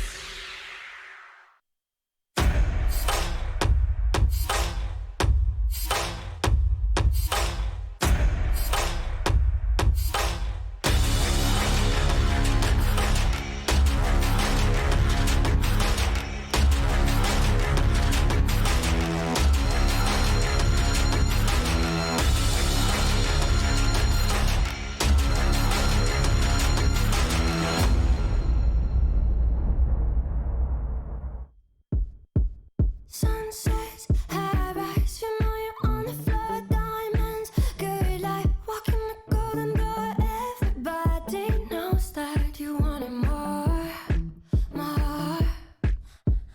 Ice cold to the touch, we're gonna burn it down, bodies so hot until we hit the ground. Everybody knows that you wanted more, more.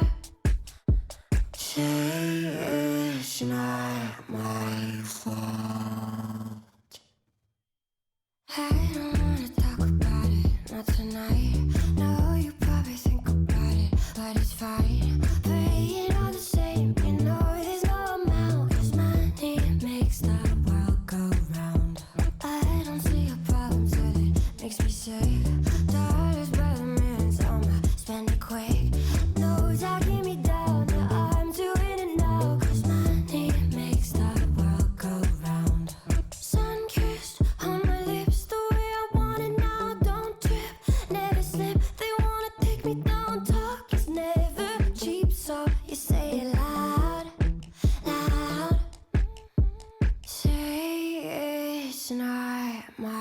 fault. I don't wanna talk about it, not tonight. No, you probably think about it, but it's fine. Playing all the same, you know there's no amount. 'Cause money makes the world go round. I don't see a problem till it makes me sick. Dollars by the minutes, I'ma spend it quick. Knows I keep me down, yeah, I'm doing it now. 'Cause money makes the world go round. Spend it till it's all out. This is all I feel now. Money makes the world go round. Spend it till it's all out. This is all I feel now. Money makes the world go round. I don't wanna talk about it, not tonight. No, you probably think about it, but it's fine.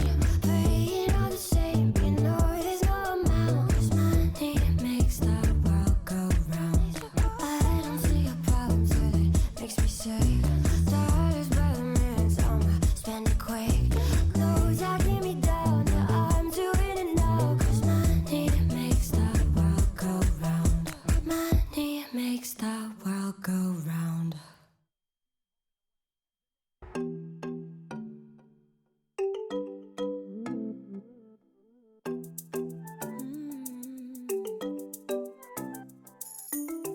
Waking up, the sun is rising. We can go anywhere, do anything. Put your hand in my hand, let's explore. Travel places no one's been before. Leave your fears and hear you calling. Wherever you go, wherever you are, the beauty's unique. The melody's so sweet.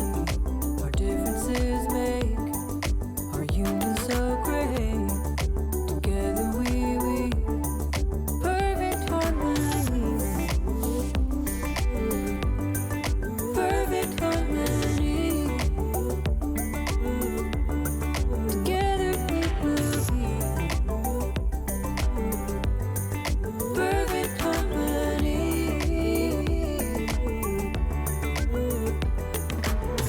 Let's get lost in a forest of green. Lose ourselves in the blue of the sea. Paint the world any color we choose, or a rainbow with all of the hues. Make the world the way that we dream.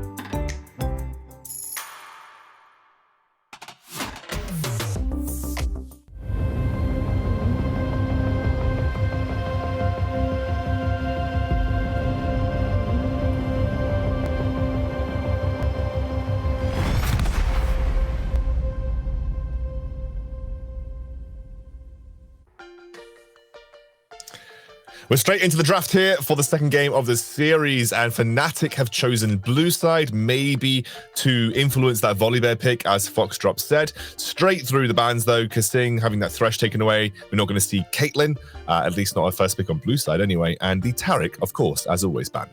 I think it's interesting to see like the same bans again, but on opposite sides, because often we see certain picks prioritized depending on what's going to be first pick or taken in different regards. We do see Kallista's the first change up here. Obviously, before that was a Karma, and that means that either you're leaving Karma open or you are leaving that Volibear open. So both those options potentially, at least one of them, available for FNATIC.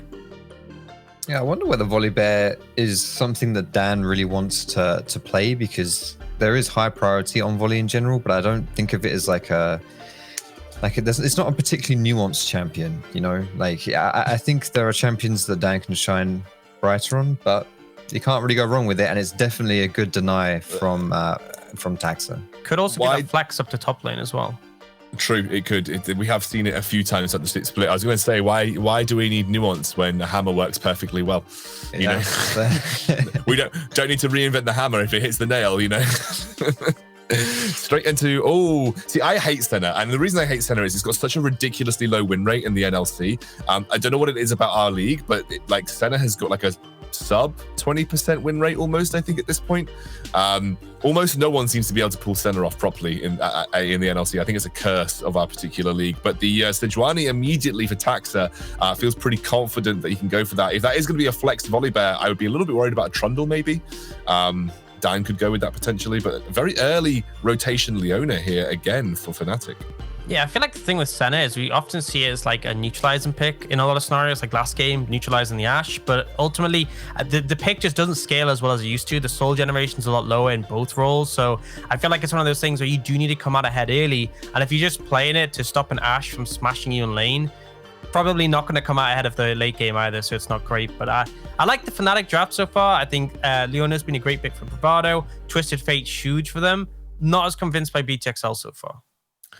Yeah, they also had Ashe available, right? Ashe was up and available. It hasn't been banned as far as I can see. So they opted into the Senna specifically, even when Ashe was up and ready. But they've gone for the Tahm Kench Senna bot lane here. So maybe this would be a fasting Senna potentially. Tahm Kench is classically one of those supports that you would give the gold to get a little bit of an advantage with.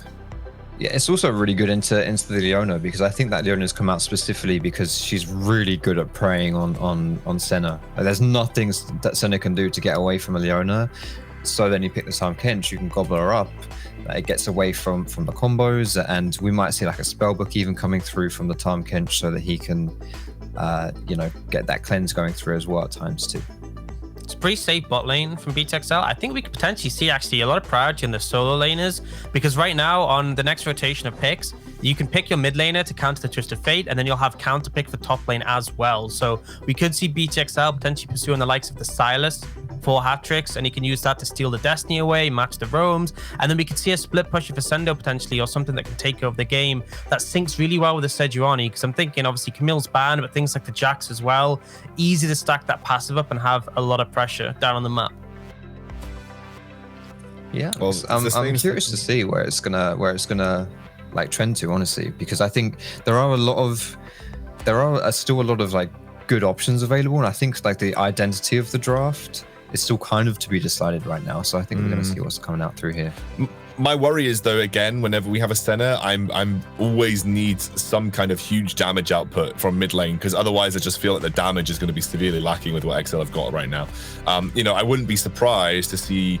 I think the problem is if you pick Galio here, I think you're lacking damage. So you want to respond to the Twisted Fate. Galio is an option. Shen obviously was going to be an option as well. The blind pick Renekton here, so they're going to go for that despite seeing the mid lane. Maybe they're waiting to find a mid lane that fits draft versus draft instead of specifically into Twisted Fate. Let's put a lot of emphasis onto hat tricks. Could be a flex and definitely into the Twisted Fate, but I think to me this suggests to put a lot of emphasis on hat tricks and making sure he's going to be a prime carry in this game, and just making sure he has a full scope of the composition before investing into that. Ooh. So this is going to be the Carter spot. We saw this, right? I think it was Riddle who played. No, it's not the Carter spot. Or is it? It's going to be Volibear top, maybe Carter jungle for Dan. Yeah. This is something that by the way, Fnatic lost to when they just when they just had the scaling. It's just hovers. It's just hovers. It's hovers. It's just hovers. It's just hovers. I know. Okay. Focus. Fair enough. I was excited to see a Carter spot because, like you said, like Riddle played it versus Fnatic and beat them with it. It was quite cool. Could still be a Carter spot. This could be a Lucian Ooh. top, in all honesty. There's still that element of flexibility that makes things difficult. Again, like it's hard to say because there's several arrangements they could implement in this situation that make it a little bit tricky to scope out. So we'll have to see essentially where they lie for Fnatic Rising. It is just going to be the Orianna bid, so something that's pretty safe and scaling offers a lot of damage output later. But ultimately, I feel like, BTXL, I'm not as convinced by that draft in this game, in all honesty.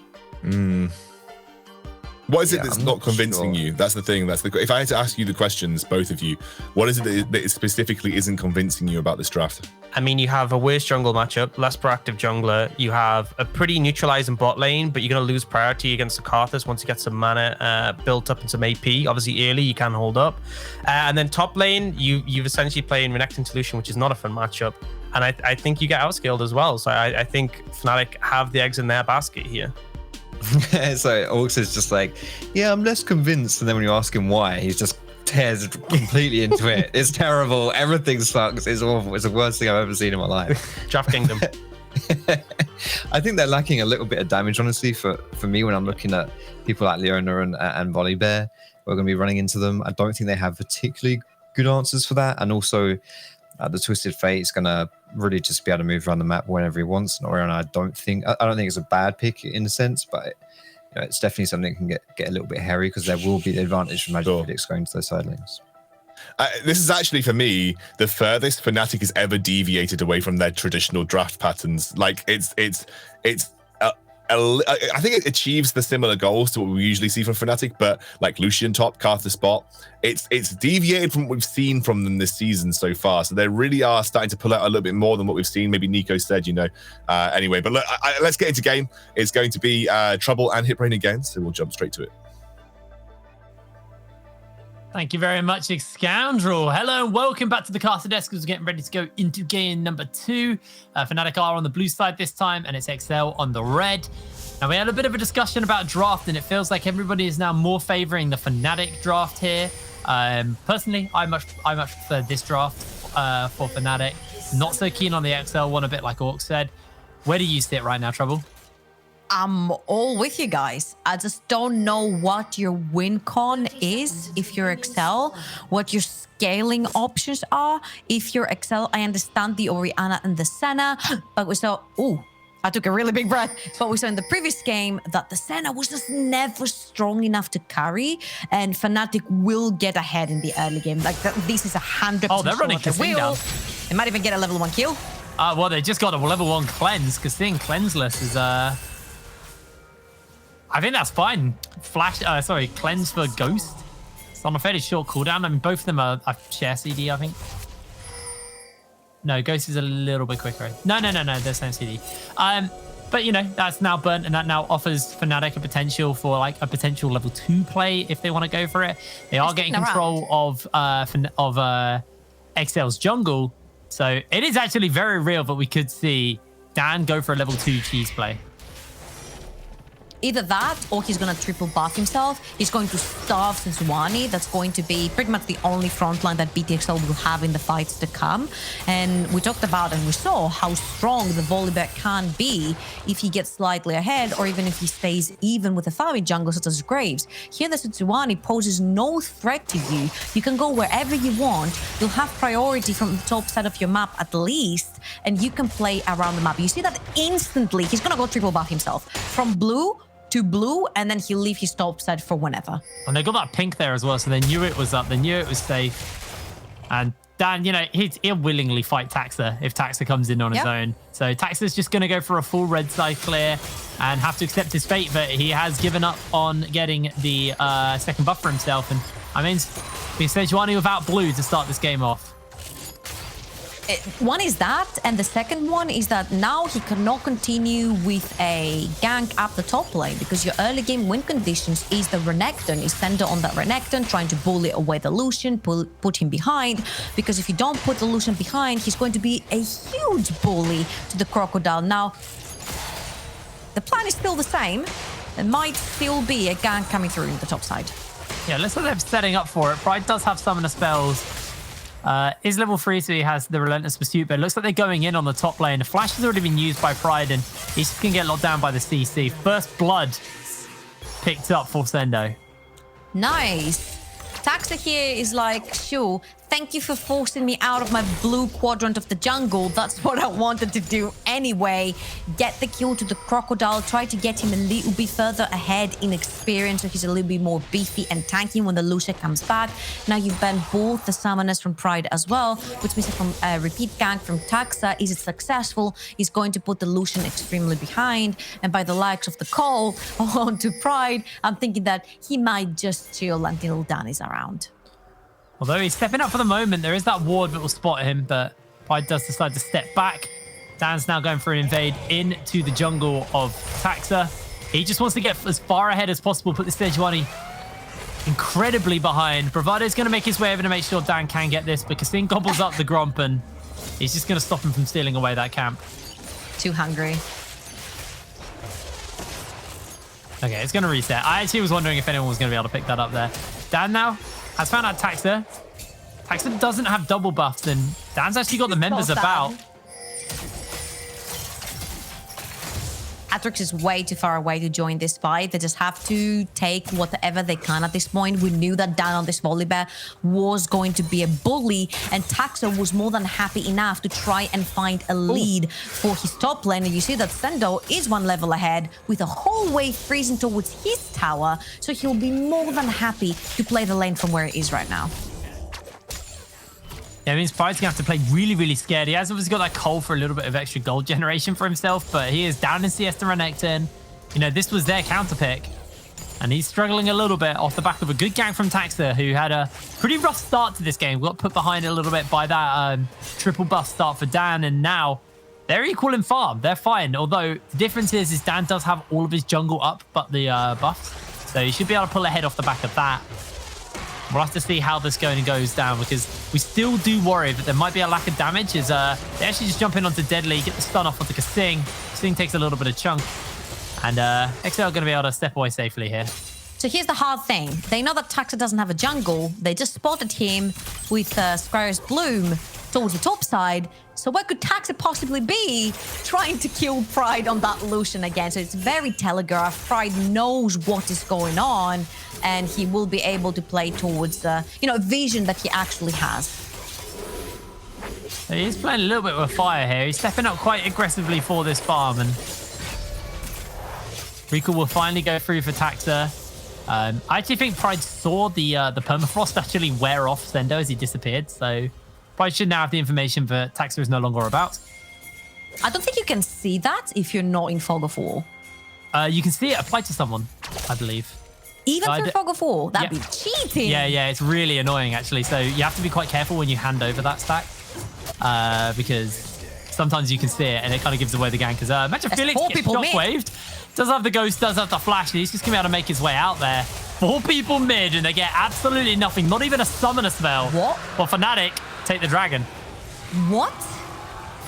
That makes no sense. You have no heart to see if you're PTXL. You're running literally down mid in hopes of catching Magic Felix, who, by the way, has 2 summoners that help with his movement, and you've lost a complete wave down the bot lane. That was so disastrous for BTXL. FNATIC would do that over again. I actually really love the ghost here for Magi. I assuming he's running Nimbus Cloak, so you get that extra of initial burst of movement, but they did change Ghost a little while back, and it now is basically a Jinx passive. Whenever you get a kill or assist, it refreshes, and I think you get an extra 10 seconds. So it's initially 10 seconds long, I believe. We'll have to get the observer to confirm that, because I can't remember how long it lasts for. But I think you can get like 50 to 60 seconds of Ghost in like a team fight. Thank you very much. It is, 10 seconds and extends the duration by 5 seconds. So it's not as much as I thought, but you can get like 40 seconds, 50 seconds of just Ghost as Sendo getting jumped onto. In comes the Destiny. Gold card getting charged up by Magic Felix. He actually red cards Sendo, and that means Sendo blast goes backwards. And Pride finds the kill onto him. Hatrix has found that Magic Felix, hasn't got that shockwave available, and there is a gold card to work with, but the cleanse gets used and the ghost gets caught. Bravado making his way forward, hasn't got that shockwave available. As Dan closing in, and the flash comes down by Hatrix, and FNATIC find their pick and force a few summoner spells. What just happened there? Was that Sendo that popped the blasting? The blast card, or was it Magic Felix? I don't know. I'm going to be honest with you. I totally missed it. Extremely messy. You have to respect Twisted Fate when he hits level 6. And right there, Sendo gets sandwiched between a bear, a magician, and a gunman. I think it was Sendo that popped it. Ooh. Oh, that unlucky. hurt. Teleport's coming in. We've got coming up later as well with all the blast gone, so I don't know what to say. Might have to hold this, though, because the fight looks to break out. Taxa gonna take a lot of damage as the Stormbringer brings the pain. Gold card lands onto a cleanseless Hatrix as X-Matty cashes in on the kill. Kasing is inside the pit, and he is forced to flash away as Dan just hunts him down with the Thundering Claws as the Requiem rains down, and it's a double kill for X-Matty. Sendo now next up on the menu, but FNATIC don't want to dive anymore. They're gonna take the 4 kills, and the 3 kills, and they're gonna cash in on a Rift Herald. If you've got 2 kills on your Karthus, you're ahead on the Twisted Fate because you got the 3 assists. The Volibear is definitely ahead, and the Lucian is not struggling at all. What I'm thinking right now is BTXL thinking of going to the next game of the series, and they're like, maybe we should try to fix some stuff from draft. So we also have some early games, some proactivity. This looks so grim for BTXL. Your win condition was the Crocodile. The Crocodile gets caught in the top side. He can't be a factor. Taxa flashes on 1% HP there. I don't know why. You see that Taxa goes way too far in, and then Hat-Tricks and Kasich, like, you have a catfish. It does no damage. And obviously, FNATIC literally take numbers advantage there and run BTXL down in a fight that BTXL should have never taken because they knew they had left Deadly down the bot side. Just good stuff there from FNATIC, able to make sure they even give those kills over XMatty. He's got a blue buff, got that Luden's Echo, so this is the mana Orcs was talking about. I'm assuming he probably is running Presence of Mind. I know it's changed since the last time that Carthus used to run Presence of Mind for the cooldown reduction. He has, yeah, he does have it. So has a lot of mana to work with. It means the wave clear is going to be just infinite almost at this point, especially the fact he's got that blue buff. Pride has got Taxa in the top lane. He might try to snipe instantly with an ult and then go in. But Pride has a whole wave. He's not silly. He knows that Sender's going to try to freeze. So what is he going to do for himself? He's going to move down Riva, get some vision for himself, stay safe, and protect the jungle. I think Pride has played this game extremely safe because he knows that the win con is that Crocodile getting ahead. He knows that Taxa is only going to play topside because it's the only way they can get kills, they can get ahead, they can get some lead from somewhere. And Pride is just not falling for the shenanigans of Taxa.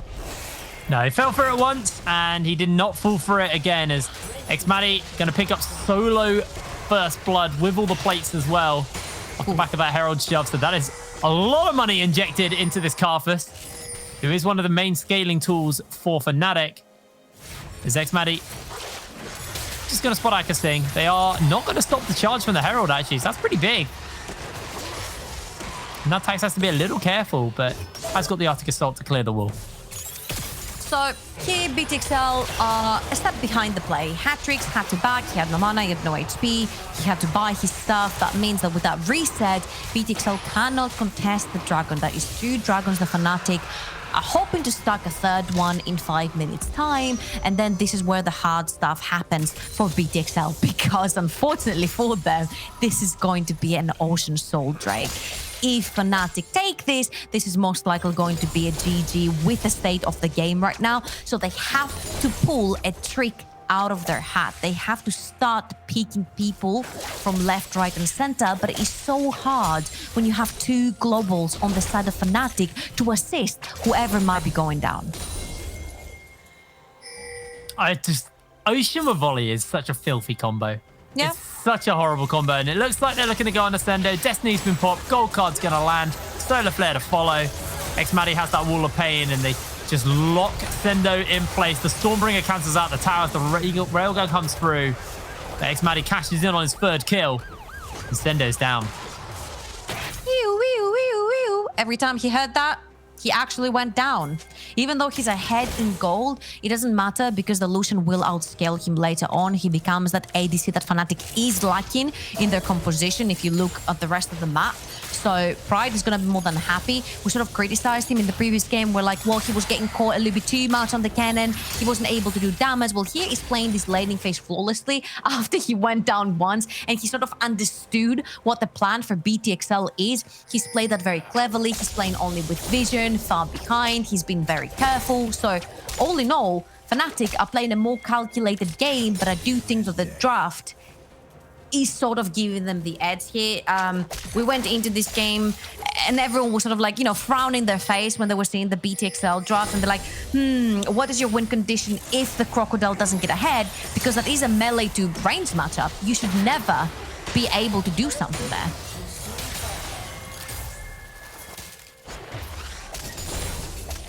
As we approach the 14-minute mark, you can take stock of where we kind of are at so far.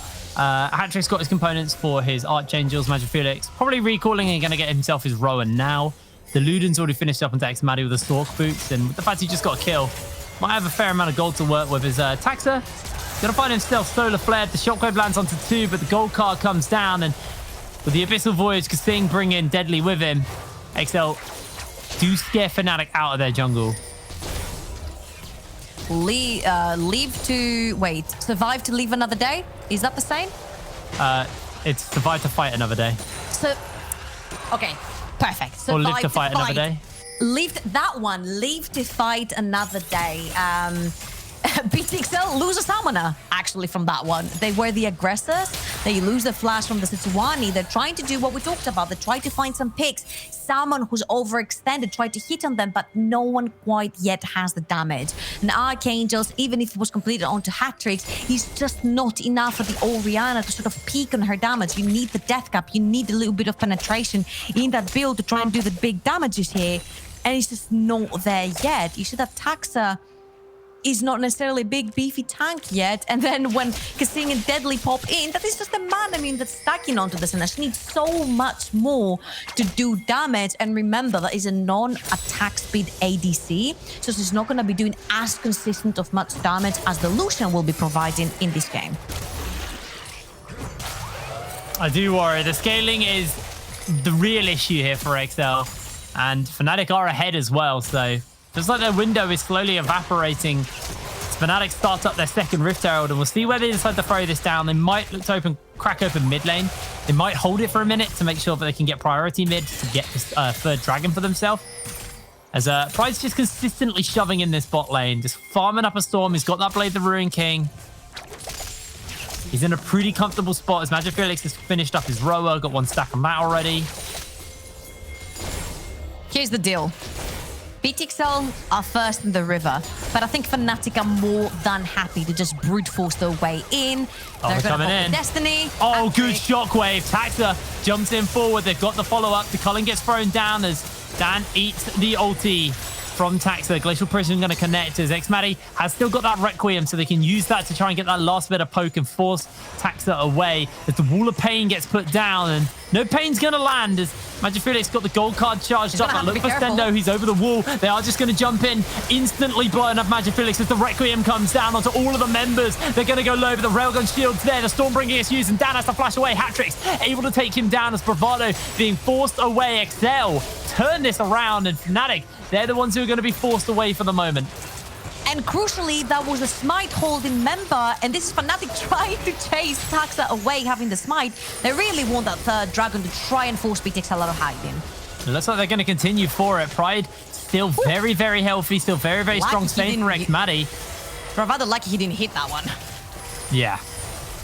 Looks like Pride's going to start the dragon up, although Taxa will spot him out on it, and it looks like Fnatic are just going to have to give up this dragon now. I think it's a reoccurring thing that we've seen with Magic Felix and Twisted Fate. He tends to overstep his boundaries a little bit. Him being stuck between a rock and a hard place kind of put Fnatic in a place where they didn't want to fight that necessarily because of the ball of the Orianna and all the shielding and damage from Senna. It's like you see both the carries from BTXL are extremely safe to play from that position, and this is why the fight actually goes to their side at this point, because Magic Felix oversteps a little bit. He gets stacked, Fnatic is pulling into his aid, and then they end up losing instead of winning, and that soul point gets extended. It's a little bit of a breath for BTXL to try and get that first item onto the Renekton, to try and get that Archangel stuff stacked and the Muramana stacks onto Deadly. So it was a really, really dodgy move from Magic Felix that BTXL were able to capitalize on. I think it was just greed again. Honestly, Yeah. It was just greed. They thought they got the pick onto Hat-tricks or Taxa before the dragon started up. Didn't expect everything and then gets caught out. As the Destiny's going to have to be thrown down here as Kasing looks to get caught out. It's a blue card from Magic Felix. He doesn't have the gold as Xmatty has that Wall of Pain. Bravado lands a solar flare, but Dan's already low HP and Stender's able to take him down. The Culling, though, slowly but surely cutting through these XL members. Hat-tricks coming forward, goes in for the shockwave, lands it onto 2. Magi still healthy enough to make his way out, though, as Bravado misses out on the Zenith Blade. Gold card charged up, and Fnatic trade 1 for 2. Yeah, Reginald going in there with the blue card manages to get the damage down that he wanted, but all in all, you see that if Fnatic fight in their own terms, in their own way, they actually managed to grab 2 from BTXL. So you see again here, Magic Felix going in with the blue card. Doesn't matter, does more damage, gives mana back as well. Sendo dives in the back line and he is able to finish off Dan, but then when they lose the Crocodile and they lose the threat in the back line, you see how FNATIC all as a unit are pushing through because they're not scared of the flanking anymore from Sendo. So all in all, FNATIC again fighting in their own terms, in their own place, and they're 5,000 gold in the lead. Dan needs to use his Rift Herald. It's about to time out. Literally just about to come off. I assume he's just going to slap it down mid lane now. There it is. They don't actually have anyone to shove the lane, though. It is just Bravado and him to try and shove out this lane and get this charge off. Very uncharacteristic of FNATIC to not use. Okay, they're going to get the charge. Like this wisely. Sure, but it gets nothing. Yeah. That was really, really weird. I feel like they'd had a few scattered fights and they weren't quite ready to do it, but I feel like they also could have thrown it down at that last dragon fight to get some kind of prio in the mid lane. They decided not to do so as they went for that greedy pick, and that now cost them the use of the Rift Herald. And sure, it's chunked out that tower, but we'll have to see whether or not they can actually pick anything else off of that. I just realized that Sendo went back and then both at death stance. He was starting to buy the cleaver, thinking that the lane is gonna go that well that he doesn't necessarily need the extra defenses earlier on.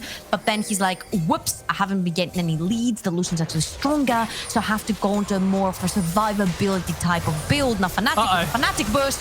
Here's the Destiny coming in. The gold card's going to land onto Kassin. Kassin goes Golden's. The Glacial Prison's been thrown down. Sendo on that flank as the Stormbringer by FNATIC gets used. Magi now getting chased down as the snare actually connects, and now Sendo pops himself the ultimate, forces Pride to flash away as the Railgun looks to cut through FNATIC's health bars. 5 versus 5, and both of the teams walk away limping. Here's the thing, BTXL actually survived this fight. That was another fight generated by FNATIC, engaged by FNATIC to find something, and they find nothing from that.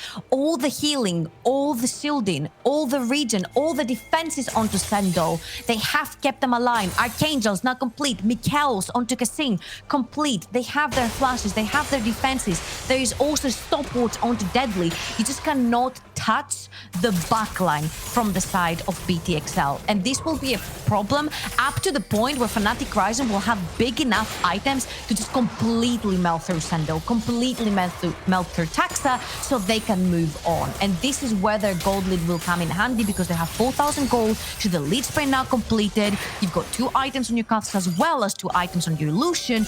Now it's the time to fight and get onto that soul point. It absolutely is. In 25 seconds until Drake number 3, or Drake number 4 of this game, but Drake number 3 for FNATIC spawns up. XL, though, are the ones in control of the area. Bravado is going to get bound out by Deadly. They've got Pride pushing away in this top lane, being a constant nuisance, and FNATIC slowly but surely trying to get some level of control as Magic Felix pops himself the Ghost. Gold card connects onto Taxa. Shockwave only hits 1 as Stan gets a good stopwatch off as the Solar Flare comes down. X-Maddie just standing in front of everybody with the ground up, and Dan gets caught out by the Glacial Prison as the Requiem comes down from X-Maddie. Nobody dies, but they go very, very low. And FNATIC may just get their hands onto this dragon. Crucial cooldowns all around. Destiny from Magi Felix will prove to be huge on this Drake fight, because as you see, BTXL still want to contest. Maybe go for the 50-50. Yeah, looks like Taxa's going to do so. Stepping forward, here comes Sendo. He's teleported in.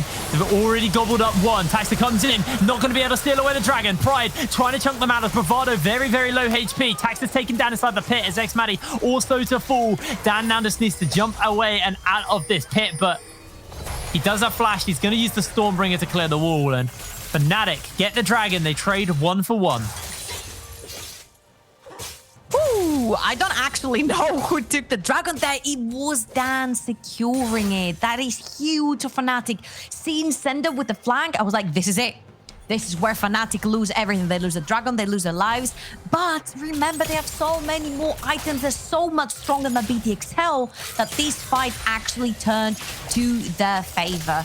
As you will see, again, Sendo is coming from the bot side, so FNATIC is sandwiched in between a Crocodile, and the rest of BTXL. Pride's positioning very crucial right there because BTXL cannot cross through to join the fight because Pride is still extremely healthy and he is threatening them. And Destiny as well sees everyone. So very well played from FNATIC. They lose the least they could there and they get out with the dragon.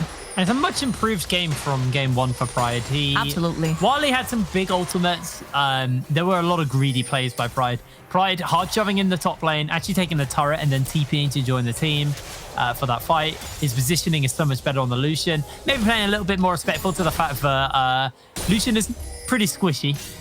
So you don't quite have the same kind of impact as a Kennen jumping into the middle of the team. But overall, I'm much more impressed by Pride in this game too. Magic Felix, there have been some positional errors, but again, just a better game from him as well compared to the Galio. So FNATIC definitely in a better stead. They dropped himself a better comp, but now they actually do look to just throw everything onto Xmatty, and he gets taken down. They're trying to get them low enough that the Requiem will do something, but it's not going to be low enough as Kasing eats the last bit of culling. And that's just a good pick from XL. Yeah, good pick for them. Doesn't necessarily translate into any objective because FNATIC have all of their lanes pushed and Pride is heading down the bot side as well. But they've used a lot of their cooldowns, which means that FNATIC can actually pull the trigger when Xmatty is back up and available. But we'll see that BTXL don't want the Carthus around and they just want to take the tier 1 mid that will open the game for them. Oh, here comes the Destiny. Bravado looks to make sure he comes to join the team and holds this mid lane tier 1 alive. Is able to do so. Destiny burnt for that as Deadly actually steps up, takes a blue card from Magi. He gets caught out by the snare. And Pride now joins up with the rest of the team. Xmatty's coming back and Bravado's just going for a base. So they should have the wave clear to work with here. And XL still continuing to try and shove through to this tower, but not able to do so. Dan's now on that flank, and I think this is going to be all she wrote for XL. It's so tough to try and break through because between the Twisted Fate and the Carthus, they have so much wave clear in between them that is so hard to break through. And I just wanted to mention that Magic Felix has also purchased the Book of the Wise, so he's not planning to die anytime soon. Or if he does, we'll hold him accountable because he's going to lose a lot of stacks from that. He's got 7 already, not too many to worry about, but we'll see how his Magi game goes. All right, it's a mini game. Track the Magi's as Magi sidesteps that. Shockwave lands onto 2x. Maddie now again blown up. XL are just playing so well around the Fog of War as this 4-man death ball. The problem is every time they do that, Pride just shoves a lane in, and they're gonna lose a tower for that. They don't get mid lane turret. Xmatty, he'll be able to join back up the team soon. They still got the wave clear in mid from Magi, and you know it's a pick, sure, but I don't know what the net gain is for XL. Thing is, they're starting slowly but surely to start kills onto their 2 carries. Deadly and Hatrix now have 2 and 1 kills respectively. They've got a bunch of farm, 2 items each, almost on the 3rd.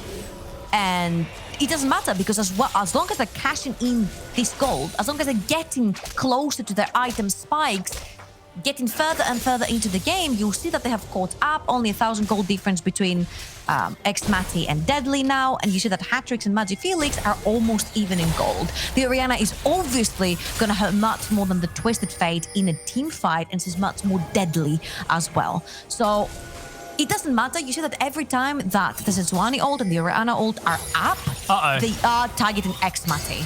Bravado is the one who's now receiving a bit of damage, but there's a turnaround from the rest of FNATIC. Destiny's being used. They've got that Zenith Blade, and they're going to come in with a Requiem. Solar Flare lands like a sting as the Requiem chunks out XL. FNATIC get control of the mid lane, and they're now going to move this into the jungle. Dragon spawning up in 6 seconds time. Taxler's going to have to eat the honey fruit. He needs to stay healthy, needs to be here to smite.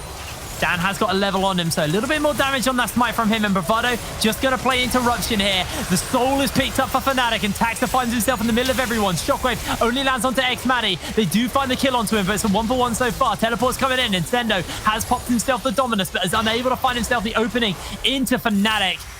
As they just step away, trade 1-for-1, but pick up the soul, and look at the state of top lane. A massive wave about to crash.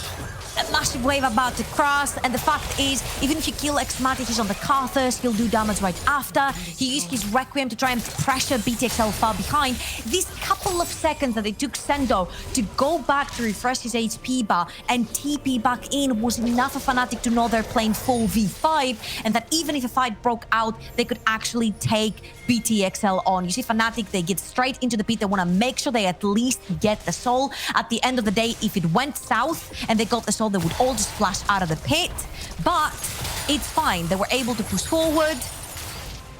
The top lane was crashing in. They didn't necessarily have to re-engage because they got the soul. Now it's going to be a really hard fight around Baron, because no matter if BTXL poke them with the Senna, with the Orianna, it's going to have to be the all-ins that come from the side of BTXL, getting rid of xMatty, getting rid of Magic Felix or Pride. That one pick that they've been doing twice onto xMatty in the mid lane, they need to do it again in order to be able to contest for the Baron. I think the FNATIC wave management as well has been a really big thing this game. Every time a fight or an objective's broken out, there's been a wave getting pushed in, there's been CS getting missed. And, you know, while Hatrix does have a CS lead over Magic Felix, that's the only one who has like a significant lead. Everyone else is behind, and sure, they're not as, like, it's not a massive gap, but there is still advantages being lost. There are still, you know,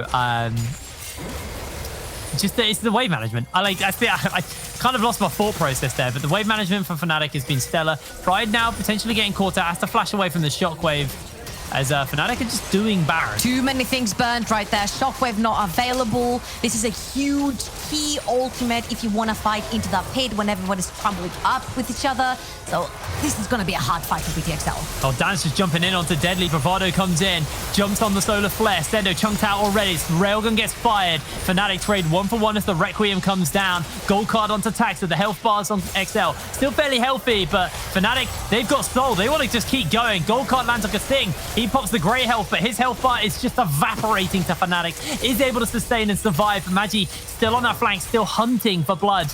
Unable to get it, and XL are able to survive in a 1-for-1 and stop FNATIC from getting Baron. It's just not scary. And Orianna without Shockwave is just not scary at all, especially when two huge monsters like Bravado and Dan are running her down with an Ocean Soul as well. It's just not scary. BTXL are gonna have to wait, and at least they were able to dissuade the situation. They were able to pull FNATIC off of the Baron and try to complete these key items. The death cap that's going to be soon coming into Patrick. It's going to be huge. Because Thing is just dead. Casino was not huge there, no. Shockwave does land onto Pride. Pride gets taken down as Deadly cashes in on the kill. Just a 1-for-1. Oh boy, it's the last game over again, Hebrate. It's who's gonna catch who off guard. Pride, I don't think he was expecting that huge chunk that came out of Deadly's auto attack there. He wasn't expecting to die. And BTXL again are taking a little bit of a breath. They're able to take control of their own top quadrant of the jungle. That is really important, to not face check into FNATIC Rising. You need to be able to make your way safely around the Baron pit. Remember, Orianna Shockwave is a huge tool for BTXL. Death Cap now completed for Hatrix. I feel like he's holding BTXL's fate in his own hands. Oh, we'll keep our eyes on Hatrix then. I also think Deadly's pretty strong right now as well. He's got the 3 items on the Senna, 305. Also having a pretty good showing right now. So I think Hatrix and Deadly are the ones we want to keep our eyes on. And it looks like XL are just going to start at the Baron. FNATIC kind of caught sleeping. They do have the Destiny on Magi, so you can join up. But slowly but surely, FNATIC are going to make their way towards this Baron pit, but it's already going a little bit low. The Destiny finally will spot them out and catch them on what they're looking to do here. Because now Bravado, he's actually isolated from his team a little bit here. Throws down the Solar Flare and the Zenith Blade. The culling is just cutting through Tax's health bar. As Pride finds the kill, the Railgun's already been fired off, and Magic Felix finds a gold card. Gets caught out by Sendo as they do just jump in onto the back line. Pride flanking, looking for Hatrix. Hatrix just zoned away. Now it's Pride who's actually the one in trouble. The Requiem should just finish the job for FNATIC as they get the shutdown. Hatrix the only one to stand. FNATIC lose 2, but they find 4. Insane fight by FNATIC. BTXL pulled the trigger. They wanted Magic Felix to join the fight, so he doesn't have another tool. He didn't have teleport. He was running the Ghost Flash again. The only way in was Destiny. And the destiny of BTXL was actually written. They lose 4. We pointed our finger onto hat-tricks. The shockwave missed. It missed. It didn't hit a single person. Bravado here. You think he's been caught, but you're caught with him. Tax's steps a little bit too far, and Pride completely cuts through that HP bar. And then the shockwave from hat-tricks misses right there. And it's so crucial because after that, FNATIC know they have the green light to just run all in. And of course, the cherry on top was the Requiem from Xmadi to finish everything. I think Pride did a really good job of zoning hat-tricks out of that fight. Sure, the shockwave missed, but he was already starting to get pressured by Pride. Pride and the solution has just looked really, really good. And I think he was crucial for them winning that fight, making sure that they basically didn't have that mid laner. Teleports in and Magic Felix is just pushing mid lane. Like, Last fight of the game? XL actually want to go for this Elder, but Magi's just ending the game. He has the sorcery elixir, so he's okay to continue to cut through the base. And FNATIC, they go, screw it. You can take that. Dan and Bravado are just going to run into Eruption. They can look to try and steal this one away. They're using all of the CC onto Dan, but Dan's going to be able to make his way forward. I don't see who got it. Dan stole the Elder, and the base is in absolute tatters. XL completely threw this out the window. The gift of the Elder means Sendo won't even be able to do anything. Game number 2 goes to FNATIC. It's 1 apiece. What just happened? I don't know why they went for that. Magi Felix, like, the whole team just went, cool, we'll just end the game. Like, Magi had elixir pot, so he was just cutting through those towers. They were butter to him. Thing is that BTXL are first on the play, right? They're first in the river. They're ready. They've set down their vision. They're like, this is where we make our last stand. We have everything warded. We are ready. We have our front to back ready. And then FNATIC are like, oh, screw that. We're going to run into you. We're going to run into your vision. Dan was 1 level ahead from Taxa. So be it, he could potentially steal, but that wasn't the plan. That wasn't the plan. The triple TP was the plan, and they just end the game. That was...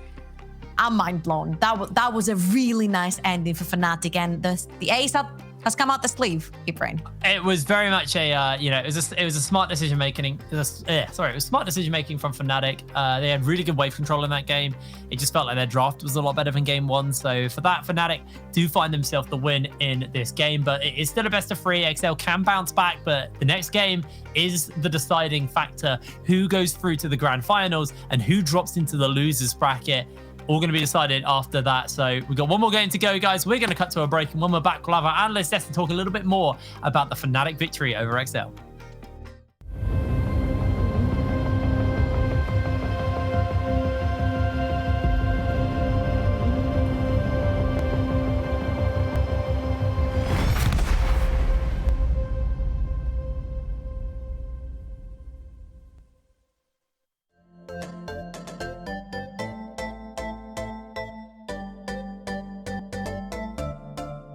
If you wanna find love, then you gotta have faith. The world is on your side. The world is on your side. If you wanna find love, then you got to have faith. The world will be your guide. The world will be your guide. No, I don't care. No one can tear you down. We'll lift you up. It's about here and now. Yeah, you're gonna find love. Yeah, you're gonna be alright.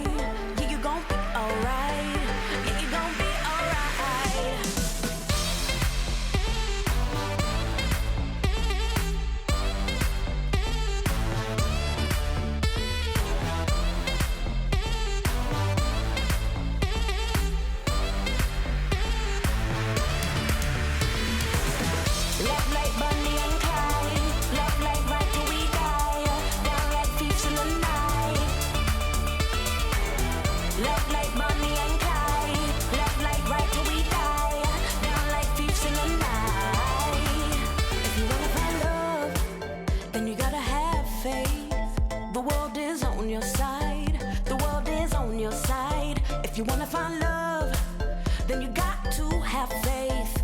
The world will be your guide. The world will be your guide. No, I don't care. No one can tear you down. We'll lift you up. It's about here and now. Yeah, you're gonna find love. Yeah, you're gonna be alright. Yeah, you're gonna be alright.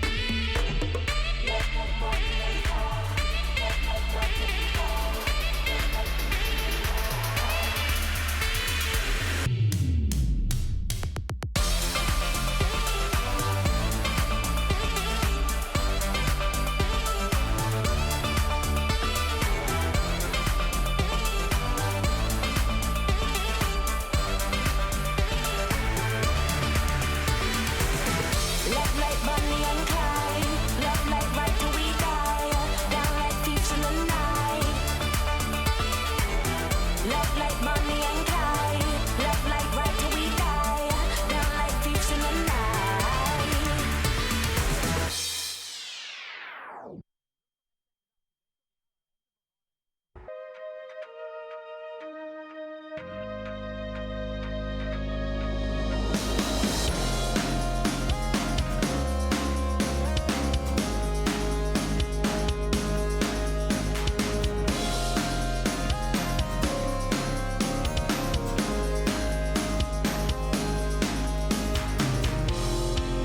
So we look into the void,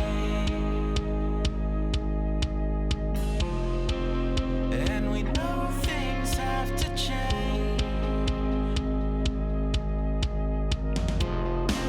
Your very presence gives me hope, all your strength and all your grace. It's our time to lead the way. Hey. Well, the night is young, and the futures are so never let go. Never let go.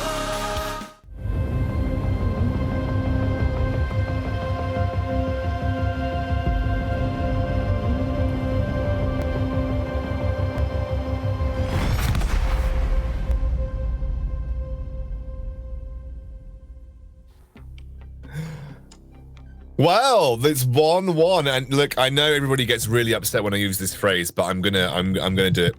We've got a series on our hands. So it's 1-1 now here between FNATIC and XL. And obviously, that was another game where I feel like you could point some very heavy fingers towards the draft. Yeah, I think ultimately XL kind of didn't give themselves great tools. We talked about how great the volley bear was for them, how it really allowed Taxa to come online in the jungle matchup we said was potentially a big issue. And then they're like, cool, first round Sejuani. Saw how the center was struggling to make an impact in game one. Again, take that first rotation, and it just kind of put them in a little hole in terms of the draft. And I felt like they didn't have the best tools. Even when they got a little bit of an advantage top lane for Sendo, it just didn't pan out. Yeah, that's what I was gonna say. Is like I feel like BTXL with that early game strategy of making the Lucian into Renekton matchup a little bit easier for them, and really shutting down that Lucian and making it so that Sendo can actually have some impact. That was a really good win condition for them, and it started off in a way that was like, yeah, good job BTXL, you're doing it, excellent stuff, and then it just didn't happen anymore. And I'm also just outside of draft. The execution from BTXL, specifically around the Rift Heralds, it's 2 games in a row now where the Rift Herald spawns, FNATIC go to contest it, or go to take it, sorry, and then BTXL are like, no, you can't take that. No, we're not happy about this. And then they go and fight, and they lose the fight. And it's like, I'm not quite sure why they have such a heavy focus on trying to contest this Rift Herald. But definitely didn't do them any favors in either of these 2 games.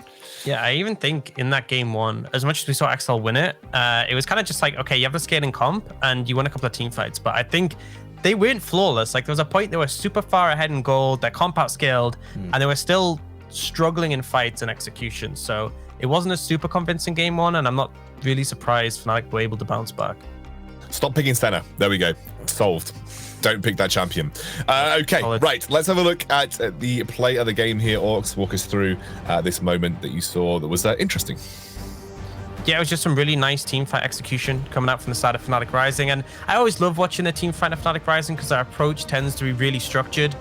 You do actually see Bravado a little bit out of position, but then they all just put damage and attacks when he oversteps, and they move forwards as a unit here and just approach the easiest target to hit. But exception is Pride. Pride actually goes for a pretty daring flank in this situation to put pressure on Hattrix, and as much as he goes down, it basically allows FNATIC to clean up the rest of the fight. The damage has been done by Pride, and the ult comes in for the cleanup from X-Money. Yeah, it was certainly one of those fights where I think XL would have had to have a miracle to turn it around. And we were saying, like, towards the late game, the only person that could genuinely turn these fights around was Hattrix on this Orianna. Like, it would require like a Pharrell Lord 3000 Elo shockwave to actually get the win here. And in that clip, he literally whiffed it and missed everyone. Yeah. Not ideal. Yeah, well, I think a lot of these games have come down to a little bit of draft. You know, I think draft has had a huge influence in the way these games have played out. So speaking of which, we have our third and final one of the series coming up after just a short break.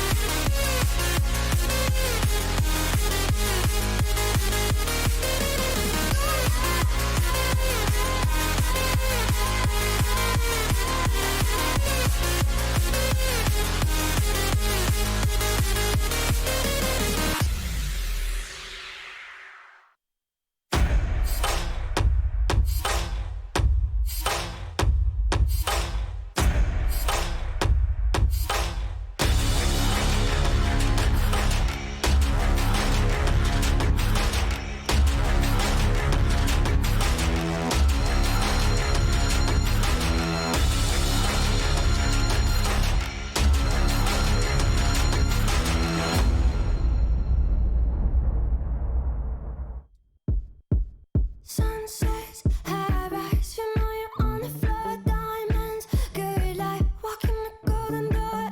Everybody knows that you wanted more, more. Ice cold to the touch, we're gonna burn it down, bodies so hot until we hit the ground. Everybody knows that you wanted more, more. Say it's not my fault. I don't wanna talk about it, not tonight. No, you probably think about it, but it's fine. Playing all the same, you know there's no amount, 'cause money makes the world go round. I don't see a problem till it makes me sick. Dollars by the minutes, I'ma spend it quick. No talking me down, yeah, I'm doing it now, 'cause money makes the world go round. Sun-kissed on my lips, the way I want it now. Don't trip, never slip. They wanna take me down. Talk is never cheap, so you say it loud, loud. Say it's not my fault. I don't wanna talk about it, not tonight. No, you probably think about it, but it's fine. Playing all the same, you know there's no amount, 'cause money makes the world go round. I don't see a problem till it makes me sick. Dollars by the minutes, I'ma spend it quick. No talking me down, yeah, I'm doing it now, 'cause money makes the world go round. Spend it till it's all out. This is all I feel now. Money makes the world go round. Spend it till it's all out. This is all I feel now. Money makes the world go round. I don't wanna talk about it, not tonight. No, you probably think about it, but it's fine. Playing all the same, you know there's no amount, 'cause money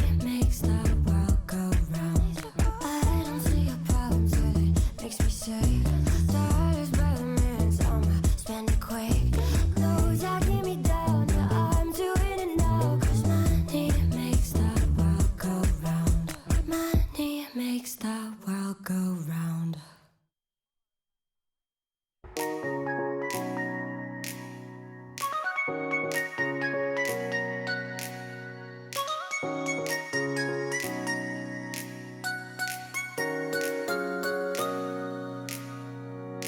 I feel like I'm in a dream, 'cause nothing is as it seems.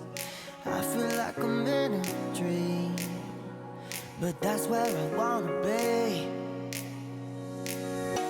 And I feel free for the first time. And I feel free, free for the first time. For the first time. For the first time. For the first time. And I feel free for the first time. And I feel free, free for the first time.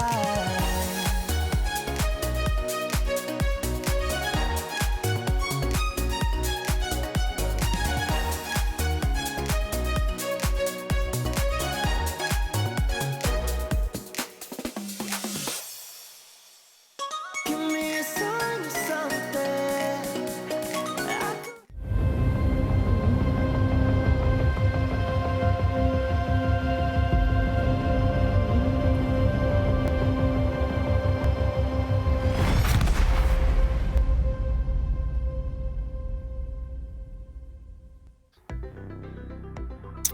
Final draft of the series here. FNATIC will be on a blue side. That means XL chose red specifically here. We're going to see a very similar ban pattern, I feel. The Taric, the Thresh, nothing. I don't expect FNATIC to change anything given how strong they were in the previous game. I think XL maybe will be thinking about that Volibear ban instead.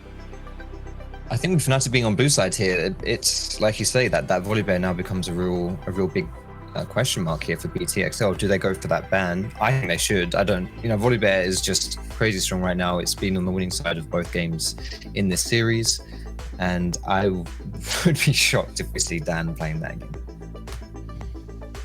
Yeah, definitely an interesting one. And it's the fact that BTXL having one on blue side and now opting away from it, I think is the big question mark for me. I feel like Horizon going a pretty similar direction with their bans. The Morgana coming as the final one. BTXL, it's really, Volibear needs to come in now if you can deny it, otherwise it will be first picked. It does give you options to trade away, but I'm not convinced. My big issue with BTXL was that first rotation where they went Senna Sejuani. I don't think either of those champions are necessarily worth picking up that early in the draft. I think they limit you quite a bit. It's like they're going to leave the Volibear open. I mean, I wouldn't be surprised to see if I'd like to pick it here. So what would be your response if you're BTXL? Assuming you're going up against Volibear here, they must have left it open for a reason, and they must think that they're going to be going up against it. So I think I would take something like Karma, potentially be worth it, or maybe first priority on an 80 carry in this scenario. Maybe you have something prepped like Sona Lux, but ultimately I think you have to have a sort of strong late game to potentially, because I think that's been the big winning factor in both of these games. And then also potentially just pick up a second jungler to match Volibear to some degree. Something like the Trundle would be a pretty solid one. Yeah, I like the idea of Sona Lux actually. So it was BTXL who played it before in the playoffs. And I think this is kind of like the curveball that you can throw towards FNATIC here. And I think it also kind of solves some of the draft issues that we've been seeing. Alternatively, of course, there is this strategy where we can pick. Okay, it's redeemable. I pick something. Just don't pick the center. Don't pick the center. Pick the Ashe maybe. But it's like, pick something that makes Sejuani justifiable. Pick something that's strong in skirmishes and that benefits from utilizing your passive. Don't just like pick whatever. They are going to commit to the Lux in this situation. So Sona Lux potentially on the cards. But it looks like FNATIC potentially ready to match the Sejuani with something else. I don't think it's necessary though. I think Volibear is fine. You can pick up strong lanes on the rest of them up. Well, you can't pick Sona as FNATIC here, right? So you know that the third rotation for XL is likely going to be Sona, as you said. Why the Sejuani priority is what baffles me, though. That like the Sejuani priority is what makes me very kind of like confused. Maybe it's just something that. It's like a mighty familiar from Fnatic Rising is what I'm saying. Yeah. But I agree. So the Sejuani priority is a little bit odd. I'm not a huge fan of the Karthus necessarily into Lux. I think like the shields actually negate a lot of the Requiem power. But it does give you potential to at least contest the wave. They're actually opting specifically into Lux only, but without the Solar. So putting strength into the shielding, the scaling. And honestly, I think it's a decent matchup into the Karthus, like because the shield's available to you. And it means that Ezreal's Lux can really contest wave priority. I'm fine with that. I'm honestly fine with the Ezreal Lux lane. My question mark is, what are you going to do with your solo laners? Yeah, I like the fact that they kind of, I don't know whether it's really baiting Bravado into picking Leona, because he's shown this series he's totally fine to pick it whatever, because it's always played so far. But I think Ez is actually really good into Leona. It's a really good answer. Like, he's very good at just keeping himself safe. So maybe Fnatic here were preemptively picking something to beat that Sona Lux, in which case, Leona absolutely really good at doing that. Maybe that's something that can work in Excel's favor. And again, it all comes down to these solo laners now. Like, how do you enable this Sejuani pick from BTXL? That's literally the big question. I mean, that's the thing I'm wondering, because I think you got strong scaling elements in your bot lane, and I think that's fine. It's just, I feel like if you're justifying picking Sejuani, you need something that syncs well with it to provide pressure. Orianna ban for Fnatic, honestly, I'm not too bothered. I do think it has more relevance here because you have the scaling in the bot lane to protect. You have a lot of shielding to really facilitate those extended team fights that can come out. Shen, so even more support focus for the bot side. But again, I'm not overly seeing the benefit of having a Sejuani Shen other than it has a huge front line. But There's again, some matchups where you can 2v2 that, I would say. Shen does underrated amounts of damage and will still stack up Sejuani, but I'm being optimistic here when I say that. I'm not convinced just yet. Well, we'll see. There's the Syndra gets locked in here for Magi Felix, we assume. So that's going to potentially towards the mid lane. I think we're guessing that, Matty will be playing the Karthus down bot with the Leona once more. And then we'll have to see what rounds out the rest of this composition. Just either a jungler or a top laner is what we're expecting here from Fnatic. I'll wait to see. And I'm going to get baited by the Jhin. Is it going to be a Lucian again? It's a Lucian again for Pride here for the top side of the map. So I think they need some AD here, and that's glaringly obvious. And I think Lucian means you have an element of safety net against the CC of the Shen and the Sejuani. You can maintain that distance, because if you are a melee range champion needs to walk up to the wave, you are permanently vulnerable. I think Pride had an okay game despite the yearly setback that he received. But ultimately, I'm just waiting to see what mid laner they bring out, and they're just going to go with the Corki. So it does mean that they have that big scaling aspect in the Corki Ezreal. You've got the Lux and the Shen as supportive carries, sort of support for the carries, and then you have the Sejuani as well. It definitely feels like there's less eggs in the early game basket here, so I'm happier, but I still think I'm concerned about the jungle. I'm concerned about the fact that, you have Lucian top, Syndra mid, which are great for contesting priority, and then you have Dan on the volley bear. That is what I'm scared of for XL. Yeah, I'm liking Shen into Lucian as well, though. Like, that's actually a pretty good into like a marksman top lane, because you can block all of his auto attacks with your W there. And I also want to see, at least once this game, hat-tricks with the package, Shen on his head, bombs it down into the middle of Fnatic. That's what I want to see. That's what I'm waiting for is when you see this perfect opportunity, True Shot Barrage lined up, Lux ult lined up, and then package knocks them out of it. And that'll make the series for me, honestly. Oh my, well, look, let's see what happens in this final series. I'm glad you guys had fun with that draft. It looks like there was quite a lot of stuff going back and forth here. Again, a lot of priority being given over to Pride, who I think actually had a really good game on the previous game. I think he was pretty solid. So we'll see if Fnatic can achieve the same results. I think XL with a better rounded draft in this particular game. So I think looking moderately even heading into our final game of the series for our casters. They can take it away. Thank you very much, Scoundrel. Hello and welcome back to the caster desk as we're getting ready to go into game number 3. These last 2 games don't matter. It is all about this. This is now just a best of 1 between Fnatic and XL. Winner books a ticket to the grand finals, and loser has to go down into the losers bracket final and then try and play their way back up into the finals. It does mean you have a pretty long day tomorrow, potentially 8 games back to back if every game goes all the way. So it's really, really all to play for both these teams. And FNATIC are the team with the momentum going into this game, as they just picked a pretty convincing win up over XL. And we're coming into this and we're thinking, well, BTXL need to crack the code. They need to find a way to beat FNATIC. They're extremely aggressive in the first game, and then they just completely fell flat. Now, of course, the catalyst for the first game they won for me was hat-tricks. He played out of his mind. His hockey was insane. Then Deadly on the Ash as well. Now, a lot of people might look at the Ezreal and say, oh, it's just an Ezreal. Deadly just wants to play safe. He wants to farm. But I feel like Deadly has so much more agency on the Ezreal because he has the arcane shift forward. He can sort of jump in and try to get the finisher for himself. He doesn't have to rely on others to protect him. He can navigate himself around a team fight the way he wants to on this champion, same as hat-tricks. So this is what I like about BTXL. And then Sendo on the Shen was a big factor on the split push. No one could stop him. He was getting towers when nothing was happening. So overall, I do like the BTXL draft. There's only one sort of hole in this whole conversation. The fact that we've mentioned over and over again that if Dan is on something that he feels comfortable on, if Dan gets ahead, he stays ahead, he dominates. He's again on one of the S-tier pick junglers, the Volibear, who's extremely strong, and Taxa fell behind in the previous game. And the exact same matchup with more priority to FNATIC Rising solo laners again. I kind of want to bounce back as well to the Sendo on the Shen point, because first game he was in the side lanes constantly setting the lanes up, setting up for these fights. Pride did the exact same thing in game 2 on the Lucian. So true. These are 2 picks where both of these laners have had, very good side lane powers and kind of prio, I guess is the word to use for that.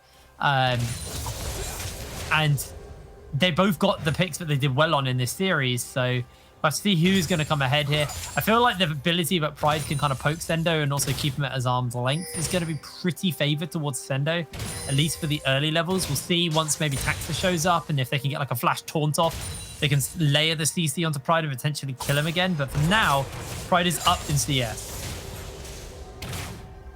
Yeah, and when the wave crashes, you can still bully the Shen underneath his tower. And melee range matchup situation is never going to favor the melee unless you overstep your boundaries and you get caught into melee range, which should never happen. At least didn't happen to Pride in the previous game. So you see that top lane has priority, mid lane has priority. Dan can literally go wherever he pleases. He can be all over the map. Bot lane even has priority. This is a FNATIC map right now, and I don't see it changing anytime soon, at least to the point where we're going to hit level 6 on Taxa, we're going to hit level 6 on Sendo, and they're going to be able to have a little bit more impact with the ultis and the globals. Yeah.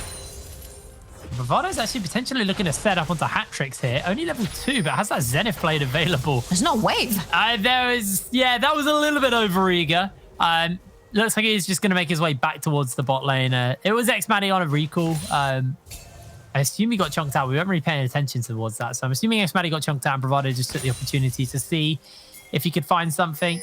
Crab gets started up for Dan. Dan's actually just bolting towards topside river to try and get the second crab as well, to pull even further ahead of Taxa. Taxa's just giving it up. He doesn't want to scrap. He doesn't want to go for it. He can't, because Magic Felix has already pushed mid lane. There would be no way that Taxa would walk in there and that he would be safe. As for the bot side, Mati and Bravado had hard shoved the lane underneath Deadly and Castaigne's tower. So he just took a 3-tree back to the mid lane. Recall. Fair enough. Yeah. He got a ring for himself, like a second ring for himself, because he likes his jewels. And also very important control ward to try and keep themselves alive in the mid lane. And even though Bravado tried to get a dive in the mid lane, I don't necessarily think it was about the success of the dive. It was sort of fending hat-tricks off his own tower, which has resulted in Magic Felix being 15 CS ahead at this point. Oh, look at that. Pride just chunking through Sendo. Getting a good trade-off. Look at this CS, actually. It's fairly equal between the pair of them. Mid lane is where there is a discrepancy starting to open up. Magic Felix is pulling further and further ahead of hat-tricks in the CS department, as it's just going to scatter him backwards. That's a 12 CS lead to Magic Felix right now. Absolutely. Bot lane is pretty much even when the wave crashes, and top lane, you expecting that Pride onto the Lucian will be ahead from Sendo. That's a nice taunt right there. You see how the interaction goes when Pride oversteps a little bit, Sendo can punish. Add Taxa into this equation. Whoa! Well, He does. Sendo oversteps as well, he can get punished. There's a lot of damage that Pride can do. Talking about Taxa. Yeah, he's trying to see if he can make something happen, but it looks like Pride smelled something amiss. He did have a ward, and with that, Fnatic just go, okay, cool, Pride's top lane. Let's start up this dragon. They want to get an early dragon soul again. That is going to be a potential another win condition for them. This Mountain Drake will do them favors for now, and this looks like it's going to be an easy pickup. No real contest. Imagine Felix TPing back to the mid lane, so XL just going to have to give this dragon up. The next one will be an Ocean. What's really concerning here is the perma priority that all the lanes are giving Dan. And if I'm looking into Hatrix's inventory, that is most likely a Hex Drinker into a Mana Moon. That means a Hex Drinker into a Tear. That means almost no damage onto that Corki. It's pure survivability and scaling. Luden's Echo will come super quickly for Magifelix, which will give him that much more power early into the game. Kasink has roamed in the mid lane. Let's see if they can find a bind. Yeah, he does have that flash, although it is purely on that light binding. No Glacial Prison available for Taxa. And now Bravado, he's the one showing face, as he has actually spotted out Taxa. Has got that Zenith Blaze, going to connect into him, get the stun off, and now Dan can just hunt him down with a Thundering Claws. They decide not to go for the kill, rather get the crab and get that advantage for themselves. Yeah, they do have numbers in the river, BTXL, if they want to fight, but because they backed off and they waited for priority to push the wave in the mid lane, Dan is like, well, thank you very much. I'm just going to back out now. He's actually ahead in CS. He can do whatever he wants. He's hit level 6, which means he has more power if he shows up into a lane, and then Taxa is trying to play catch up again. Taxa already behind to Dan. Dan's also got that level 6, while Taxa does not. So, experience lead pretty heavily favoring Dan at the moment. Pride continuing to shove in Sendo. Sendo's doing a pretty good job of keeping himself relevant in CS. Yep. This Ninja Tabbies obviously will give him some more sustainability in the lane versus Pride. Not sustainability, but the ability to block some of the damage Pride can do. So he does land the taunt, although Pride is out of range of the tower. And it's just going to throw the culling down. He's got Dan about. Just going to try and shove out the wave a little bit. And Sendo losing half his health, and now just getting chased down by the big bear. Going to catch him out with the stun. And that's going to force Sendo to flash. If you look a little bit further down, Bravado was on his way. Magifelix had started roaming as well. Sendo was going to go down if he didn't step off of the tower. He needs, though, to step off of the tower because there's 3 people up there. Yeah, he's just going to have to sacrifice a few plays. I doubt Fnatic will be able to pick up first turret blood. So, just going to look to see how many plays they can pick up here as Magi's trying to get control of the mid lane, and Fnatic are setting up for this Rift Herald. Maddie has his Requiem available to him. So XL do have to be careful that while they have the True Shot Barrage, there is also a global on Fnatic that cannot miss. They have packets. The True Shot Barrage is coming in as well. BTXL, I think, are looking to try and find a fight here. They have to. They need to. Oh, good prison. Actually lands onto Bravado. They're going to be able to steal away the Herald, actually. Hatrix has that package. Remember, like you said, they can drop it, but First Blood's already been picked up for Magi. Package gets dropped onto free. Sendo looking for the taunt, but remember, he is flashless right now, and Fnatic are chasing for more. The Stormbringer gets popped by Dan as he continues the chase. Hatrix gets caught out. The Requiem starts to come down, and the health bars are low, but the taunt does connect, and Hatrix cashes in on Dan. Nice. They overstep the boundaries there, Fnatic. They overchase and they get instantly punished. Not only does the Requiem can reach, but also the True Shot Barrage from Deadly. So you can sort of balance it out. But Taxa very importantly coming through with the smite. They do secure the Rift Herald. Hatrix, you need to run for the hills right now. Yeah, the Scatter's going to go a little bit wide. Magi dodges away on the binding. Taxa makes his way over. No Glacial Prison, remember, but he has that Arctic Assault and the Permafrost. Sendo has joined up with the rest of the team, and now Magi's forced to flash. Taxa lands the Arctic Assault knock up onto him. Magi, no flash, is now on the run. The Scatter of the Week connects as Sendo gets the good taunt off, actually. Bravado's going to get taken down, and XL find themselves a kill. Nice. We mentioned how important it was. The second Taxa was level 6. They were going to hit their R buttons and actually go at it. They needed that early game advantage. It is aggression that FNATIC crumbles under pressure against, and aggression is what BTXL is giving FNATIC Rising right now. Still behind in gold, but they do have Shelly in Taxa's pocket. They can look to take a bunch of platings. I would most likely give it to Hatrix, if possible, because he is still on components. He's really lacking compared to a GLP Syndra from the side of Magi Felix. So he's gonna need to spike a little bit faster due to the fact that he had to go for the Hex Drinker first, because he is respecting the double AP carries from FNATIC. Yeah, I think that's a pretty respectable build, what you'd expect. Instead of just get chunked by Magi, Magi should be able to deal with this wave. Dragon spawning up in 7 seconds, and FNATIC have now swapped everybody back down to that side. Key thing to watch, though, is the cooldown reduction on the ultimates. Bravado actually doesn't even have his solar flare available yet, and X-Maddie, he's only used 2/3 of his cooldown on the Requiem, so no Requiem for FNATIC, but they are still looking to fight here. Hatrix actually has to jump away. There is no package available as Magic gets a scatter the week off onto 2, and now FNATIC are finding more. Pride gets the pick up, but there is an answer out as Deadly kills out X-Maddie. There's going to be the solar flare and the dragon picked up for FNATIC as Kassin gets slowed down by the Hextech GLP, and the unleashed power connects into him. The scatter of the week will finish the job, and FNATIC take Dragon and take 2. You cannot compare a Hex Drinker tier Corki to a GLP Syndra. It gives so much more power to the Syndra, that early game build. I understand that Corki needs to stay alive, needs to scale, but FNATIC came in to take that early game advantage. You see, again, Magic Felix is that pillar of early game that FNATIC need to pressure, and Bravado's diving. Oh, Deadly. Oh, Deadly. Pride lays the damage down, and Bravado cashes in on the kill. FNATIC, very, very well played there towards the bot side. Catching out typically he's a very safe laner. Let's have a little look at that fight once again. So FNATIC are bunching themselves up inside the pit while Taxa is going down, and then Deadly completely whiffs the True Shot barrage.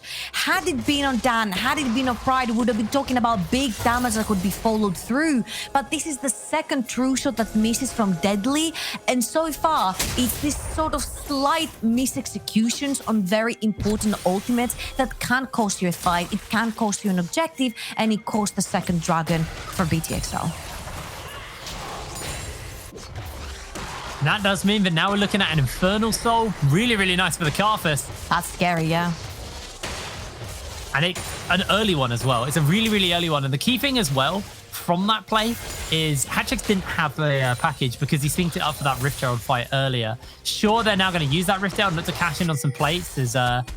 They've sent all the members down to be able to deal with that. I have to see whether or not they can actually find themselves first turret blood as Pride's made his way over. Got that culling available, and now Dendo's just getting dove, and X-Maddie's going to get the kill. Easy as that. Couple of plates picked up for XL in the bot lane. Pride no culling, but will be coming up soon. And they're actually just rotating everyone bot side. The race is on right now. Yikes, that was really hard to watch for Sendo. He actually engaged onto X-Mati, he taunted him, and then he knew he went too far in. There's no way. You know BTXL ain't never gonna leave X-Mati, FNATIC never gonna leave X-Mati alone on the sideline, especially when he's playing the Karthus. He overstepped and he got instantly punished. Who's gonna win the race? A solo Karthus or Deadly and Kassin down there? I think it's most likely going to be the latter, but Taxa finds a fast way to the fountain yet again. However, you know, while Taxa goes down, X-Maddie got that gold solo as well, so that was split gold between Kassin and Deadly. Sure, they get a little bit extra from that, but I think X-Maddie just got so many solo plates for himself that FNATIC can be completely happy with that, as the plates do finally fall off, and only mid lane turrets are standing anyway.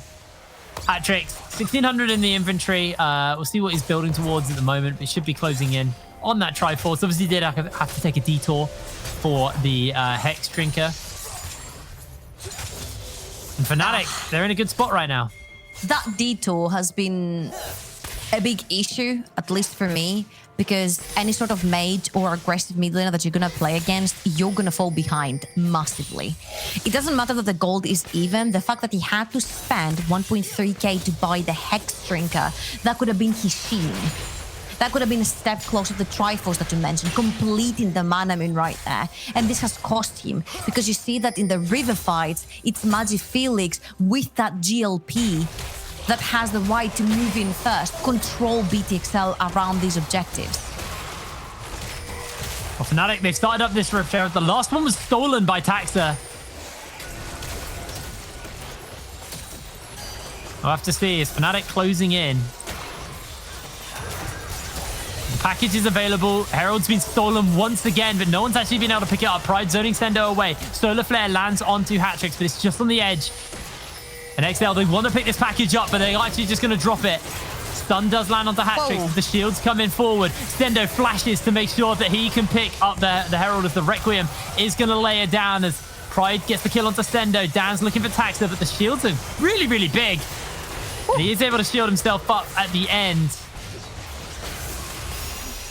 Because now, Pride almost going down. Magi Felix taking a 1v1 versus Hatrix. This is just going on everywhere. There's action. I can't keep my eyes on all of the action. I'm liking, though, this iteration of Fnatic because they want to fight.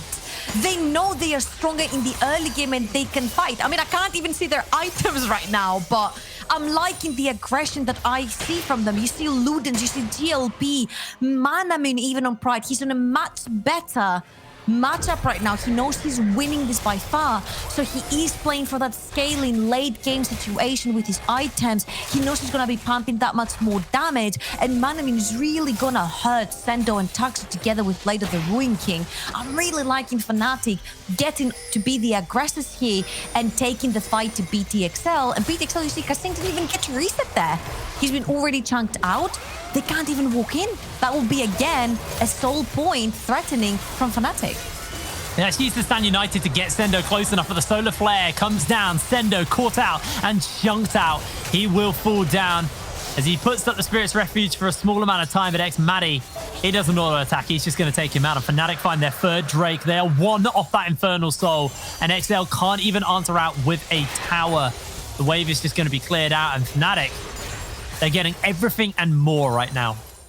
Absolutely. Now they're threatening 4 minutes, 47 seconds until BTXL are going to have to come out of hiding. Sento doesn't even have his first item completed. And by the time he has, more Mana and Blade of the Ruin King would have come through for Pride. It's going to be a real nightmare to face on the side lane. BTXL are going to really have to try and find a pick like they did in the previous game versus Xmati, for example. Whenever they had the Setsuani ult, you know, kind of combine it up with the Ezreal ult, with the Lux ult, make sure someone is around to lock him in place and get rid of the Karthus, get rid of the Syndra, of the Lucian, but now Fnatic might get rid of the Shen. Well, they're looking for the taunt. They are going to chase forward. Taxa takes a lot of damage, and Pride is just cutting through them. Sendo goes down for a 5th time this game, and Pride 2-0-6 on the Ezreal. I like that we actually do see this Mana Moon build. I've heard a few people talking about it. It's really strong because of his passive as well. You just get so much extra damage once that's stacked. You obviously do take an initial kind of dip in power. It's a bit of a ways off stacking it still, but you do take an initial dip in power versus something like either a Cleaver or an Essence Reaver second, or well, first in this case. But once that's stacked, the benefits just mean he actually has some kind of scaling relevance. I think the point here is that Fnatic was ahead. They knew that they were ahead in every single lane, so they could afford through the priority that they had from the significant lanes to sort of wait for the scaling, because Magi Felix was ahead, Xmati was ahead in the bot lane as well. So you can chill back and say, you know what, we've got this late game. The Ezreal is not going to match the Lucian. The Corki is not going to match the Syndra and the Karthus together. Oh no, and this Sendo. is pretty much... Oh, Sendo. It's like we're having deja vu here. They're going to try and slow him down, but Spirit's Refuge isn't really going to do much right now. The Requiem makes sure that Pride is able to secure the kill. And Fnatic, they're going to give up top lane turret, sure, but they are just farming Sendo right now. And Pride is getting stronger and stronger. Tier 1 top lane will fall down, but there's a shove happening in the bot lane. And XL, they need to stem the bleeding because Pride is just ripping through them at the moment. And at this point, I don't know. I don't know where to put my eyes on and say, yes, this is where you hit, this is where you put all your CC on because Xmat is playing extremely respectfully in the mid lane. He was the guy that would pick off over and over in the previous game. You see now he's playing so far back. Bravado is always with him. He's not going to let him go down. Magifelix is also playing underneath his tower because he doesn't have deep vision in his own jungle. And Sendo is just not a KDA player. I think we've established that so far. It's time for FNATIC to start thinking after the next dragon to pull the trigger on Baron. Karthus and Lucian take Baron so fast, and especially with 2 items each, they're gonna burn that Womb down so quickly. You need to fight now before the Mora mana is stacked, the mana min is stacked for hat-tricks, before he's anywhere near that Trinity Force. Because you see Deadly, he has his mana min stacking, he has his Trinity Force. He's like, now it's time. I'm spiked, I'm ready. We can fight this first item on Shen. Great. You've got the Unholy Grail on Kasing's Lux. Great, now we can fight. But Hatrix, who's the main carry, is like, wait, guys, I've got a Fade. There's not even a Sheen in his build. This is such a bad timing for BTXL, but they have to contest, or the Infernal Soul will go over uncontested. Hatrix will have package. It's up on the base as he's going to pick it up. And he's got his Trinity Force. Very important. Okay, Trinity Force finished up. So there you go. 2 items have been hit now for Hatrix. He'll have the package. This is really the moment where XL have to flip this game on its head, because otherwise, if Fnatic find themselves a 22-minute Infernal Soul, I just don't know how XL can come back. It's extremely tough because they're already 4,000 gold into the lead. Syndra with the Spheres is going to be hurting Karthus as well. The second you put that Requiem down with the Infernal, it's going to be like an Aphelios on steroids, basically. So BTXL have to find an opening. That's why they're trying to get priority through mid lane. So they will be the ones getting through the river. And maybe they will be able to get a pick on Fnatic. Well, Hatrix does have that package ready and available to him. Bravado looks to find out Sendo, unable to do so. Fnatic now wrestling their way into this river. This could be the moment that decides this series. Deadly's going to take a little bit of damage from that orb from Magi. Magi dodging everything. So Bravado is just eating everything. He's just hungry. Dragon's up. Pride's on the flank. Package closing in, and Fnatic, they know they need to start this up. They know they need to get there, but the package is still a very, very scary thing to work through.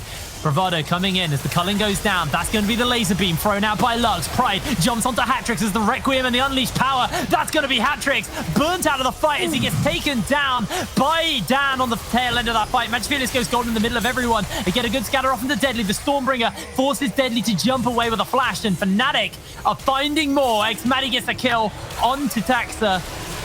Sorry, Sendo, as Taxa then goes down to Pride. Dragon gets picked up. Fnatic finds Soul. Find 4 free kills and a blue buff as well. Fnatic very happy right now. I love how you go really excited about the blue buff, because he's like, they're not just going to take Baron, they're not just going to take this, but they also go blue buff where it matters. I like that, Heatbrain, because it is on the Karthus, on Xmatty, and they're going to turn their face straight to Baron because Taxa is dead for the next 10 seconds. Sendo is dead, but with teleport for 4 seconds to come, and they're going to pull the trigger. They have to pull the trigger, but... True shot! No. Oh! Not close enough, unfortunately. Not today. Fnatic, they are going to go for their bases, going to go for the resets. This is going to be a pretty big cash-in. I'm curious to see what's going to get picked up here for Fnatic. They will probably sacrifice the tier 1 mid lane, but they should be able to answer back out once they come back with this Baron push. And that was such a favorable fight for BTXL because they had all the vision they wanted. They were first into the river. They chunked Bravado and Dan down so hard that you see Pride with that flank. He splits them apart. There's nothing BTXL can do because on a straight brute force 5 versus 5, they just straight up lose due to the discrepancy on the items. Fnatic is much stronger. They brute force their way in, and BTXL, unfortunately for them, lose a very important objective that gives Infernal Soul to Fnatic. And not only that, is the fact that, sure, if they take Infernal Soul, you can try to choose and pick your fights. No, Fnatic is bringing the fight to you because they have Baron. Oh, Dan turns on the turbo jets and runs away. Tower's going to go down as Fnatic continue to shove. Two-shot barrage, actually, it's a couple of members, but they are in a very, very strong point right now. Sendo will actually spot out Dan. I think Dan's going to be okay with this one as Taxa throws the ulti onto X-Maddie. Can't quite find him. Sendo's going to go down and Pride comes in with the culling. Doesn't quite land onto the members as the solar flare also goes a little bit wide. FNATIC find their pick. They trade one for nothing. They've still got the minion wave and they're going to try and slowly but surely push up into the base of XL. Hatrix has to be careful as Pride just dashes in forward and chunks him out. Oh my God, Pride has been playing so aggressive the past 2 games. He's proving who the better top laner is because that was a big question between FNATIC and BTXL. Who has the better top laner? I think Pride has pulled miles ahead into this series. I'll give Sendo the first game, but Pride on this Lucian has been more than stellar. And FNATIC are just undefeated. Cannot get defeated. I can't even find my words with this Baron because there's too many minions. There's too many lanes getting pushed. BTXL don't necessarily have the items to defend themselves. Whew.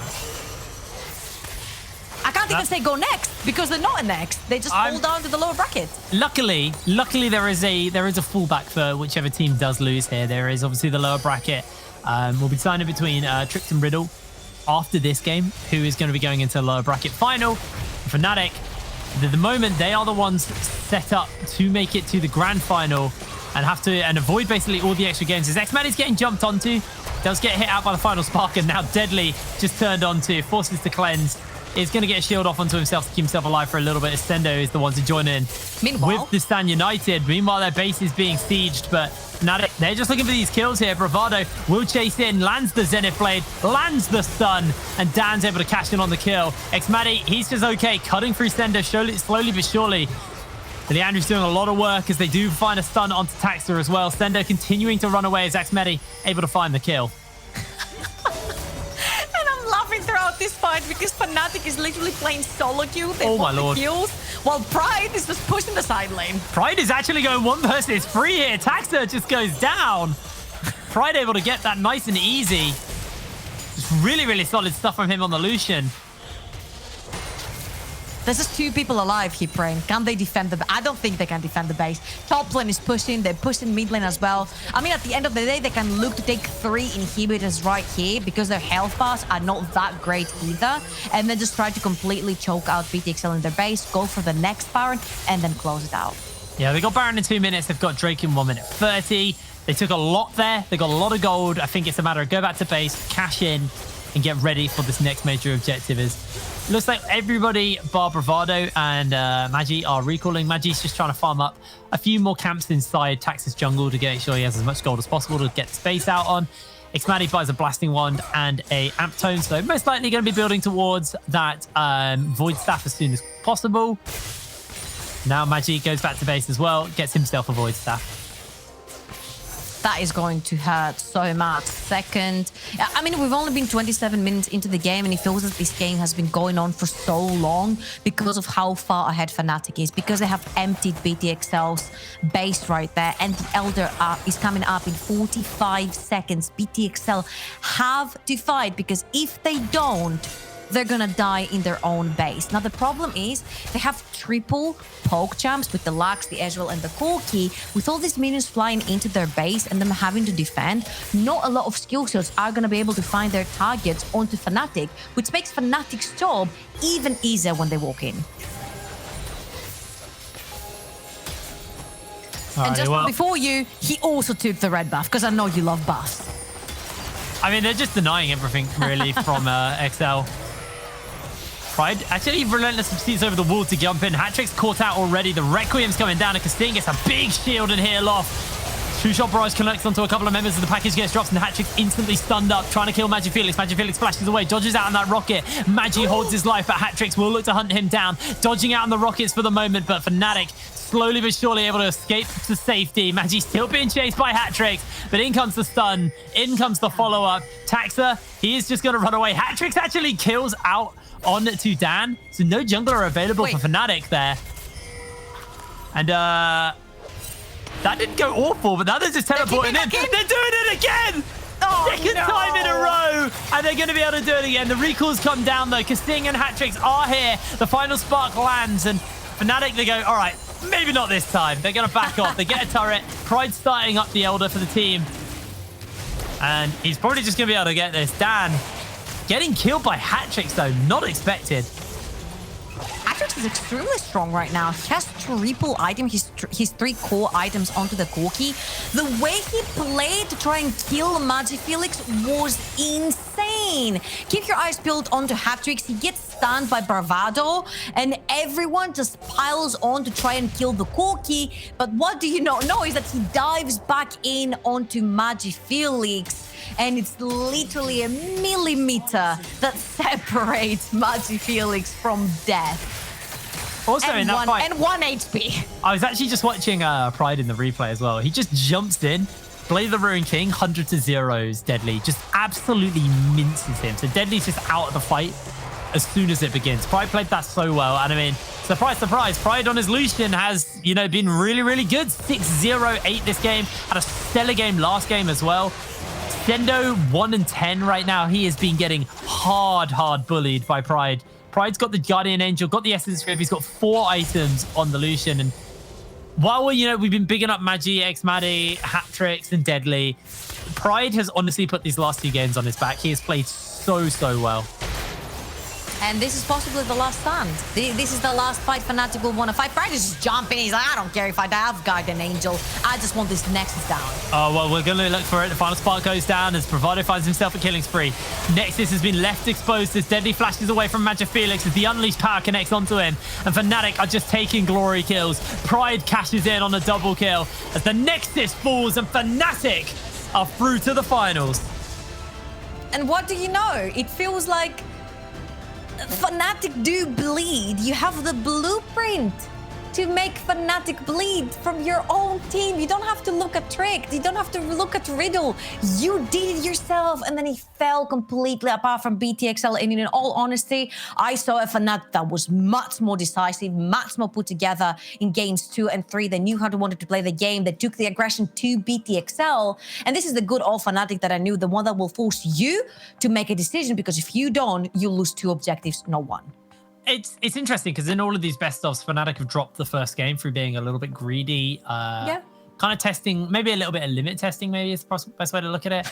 And then they just switch on. Like, as soon as they drop one game, this team just, something changes massively, and just a switch gets flipped and they just go off. So with that, FNATIC, much better game 2 and 3 from them. XL, they challenged FNATIC, but it wasn't enough. And now that does mean they are dropping down into the losers bracket finals, and they need to beat out either Tricked or Riddle to decide whether or not they can make it through into the grand finals. But congratulations to FNATIC. Now, guys, we're going to throw to a quick break, and when we're back, we'll have Excoundrel standing by for an interview. We will see you in a second.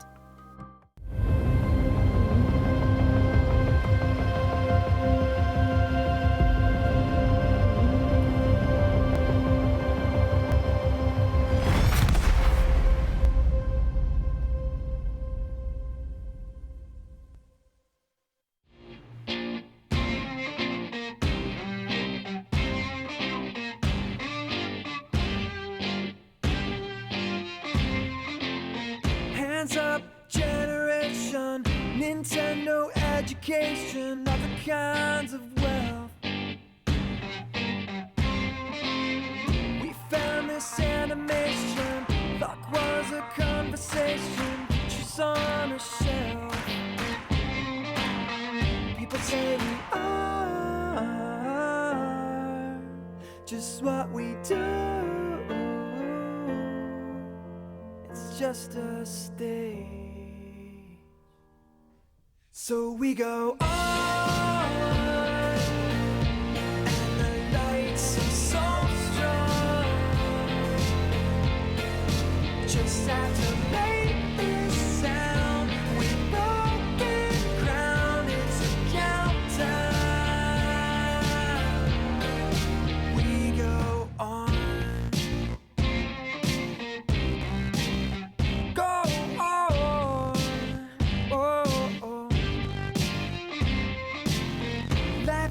An invitation, a soapbox, imagination. Use it while you can. A handheld illumination, LCD appellation. Show up is the plan. Oh, they say we are just what we do. it's all a stage. So we go on, and the lights are so strong. Just have to make this sound. We broken ground, it's a countdown.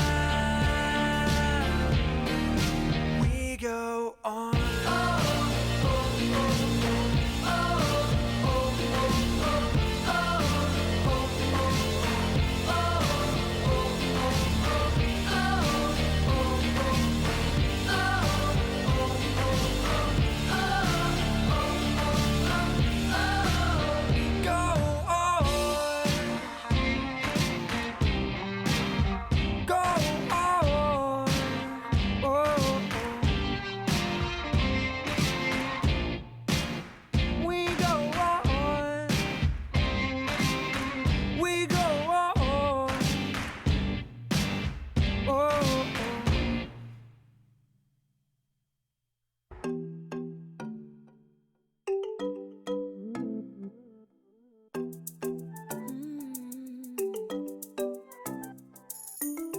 Waking up, the sun is rising.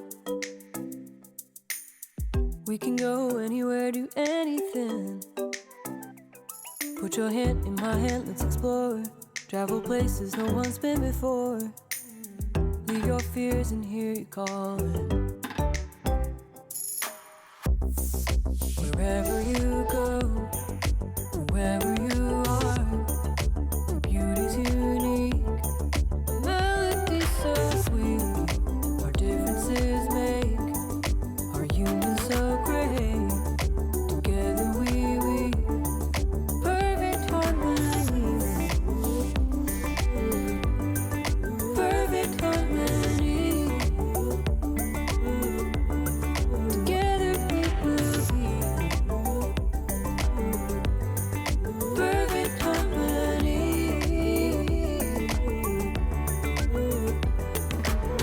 Let's get lost in a forest of green. Lose ourselves in the blue of the sea. Paint the world any color we choose, or a rainbow with all of the hues. Make the world the way that we dream.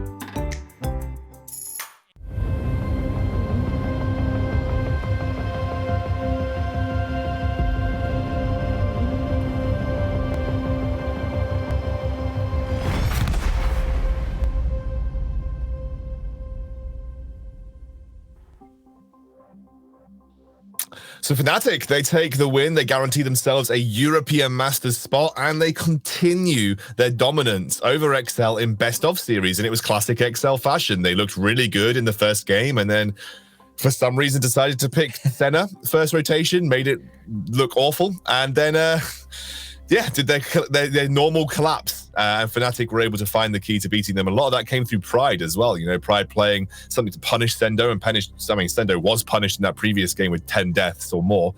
And they really seem to unlock how to beat XL in that series, Orcs. Yeah, I mean, I think FNATIC, obviously shaky game one, but they bounced back really effectively. Pride, when he first joined the team, honestly, I was pretty critical of him. I didn't think he was, an outstanding addition, but he has shown so much versatility and he can fill so many roles for the team. And I feel like he is showing to be one of the most flexible players. So it's nice to see him be able to just put a real message down and honestly decimate Sendo in that game. Yeah, it's a bit troubling when you're playing versus a Lucian top and you don't really have a great answer for it, because if I'm then, thinking about going into the finals against FNATIC, whoever that might be, playing against them, that's definitely something that's going to be playing on my mind, because it suddenly makes a lot of top laners a lot harder to pick. Yeah, top side of the map didn't look great for XL in those previous two games. Both Taxter, even though the Sejuani, I was talking on Twitter, I was trying to get a read as to why the Sejuani comes in. They're saying, well, if they pick Volley, you have to pick Sejuani on first rotation, or you have to pick a jungler on first rotation, and Sejuani's fine into that matchup. But, I mean, Taxter just wasn't piloting it very well at all. I mean, he just...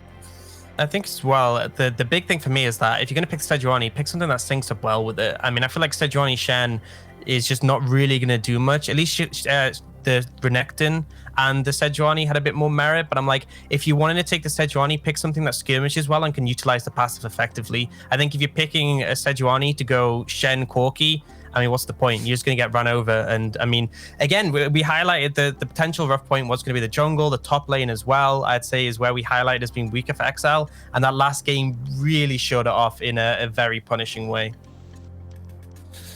Yeah, I mean, let's take a look back at that game. Obviously, I'm sad because I lost my prediction, but hey, everyone else got it right, so we're probably net positive here on the NLC. But let's take a look back at the play of the game that you've selected here, Orcs, then we can run through a specific moment in the game. Yeah, it's just a nice team fight. I enjoyed watching about Dragon. Actually, a lot of poke had come down initially from BTXL. They look to capitalize here. And they actually put everything into hat tricks, and he dies right at the end, walks back in. But then if you watch Magic Felix, great stopwatch on the Shen taunt flash. And it's kind of what I see as like the difference between mid laners in this one is kind of an oopsie daisy from Hatrix walking into that, but he did get focused incredibly heavily. But the counterpoint there is Magic Felix with some really nice timing on the stopwatch to survive. And I feel like even ignoring the aspects of the draft and the team decisions, it felt like Fnatic were just executing better in the fight. And I think that highlighted it there. Yeah, I mean, the thing is, what always seems to happen with Fnatic is it's almost like you're poking a sleeping lion. Like they take a while to wake up in these series sometimes. Like Riddle did the same thing, and suddenly Fnatic, they wake up and they're like, oh, we actually have to win now, and then they just go and dominate. Like when they actually come online, it's kind of classic Fnatic Rising, to be honest with you. And also in classic Fnatic Rising style, I have a surprise interview guest. No one will ever guess who I have for the interview, so I'm just gonna take it straight in.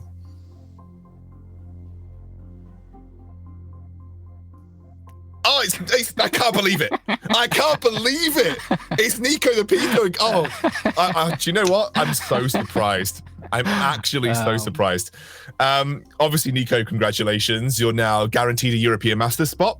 And you're obviously also directly into the finals of the NLC. Let's talk about that series, though, in particular. The first game, obviously, was a loss. XL kind of came out swinging. You talked a lot about through this season, you kind of always said to me, no one ever forces us to change that play style. No one has forced us to change things up. We've just done the same thing pretty much every game, and it's worked out, either draft or play style, right? Was that loss an indicator for you to actually make a change and go with something different? To be honest, this entire year, we've started our team practice at 3 p.m. CEST.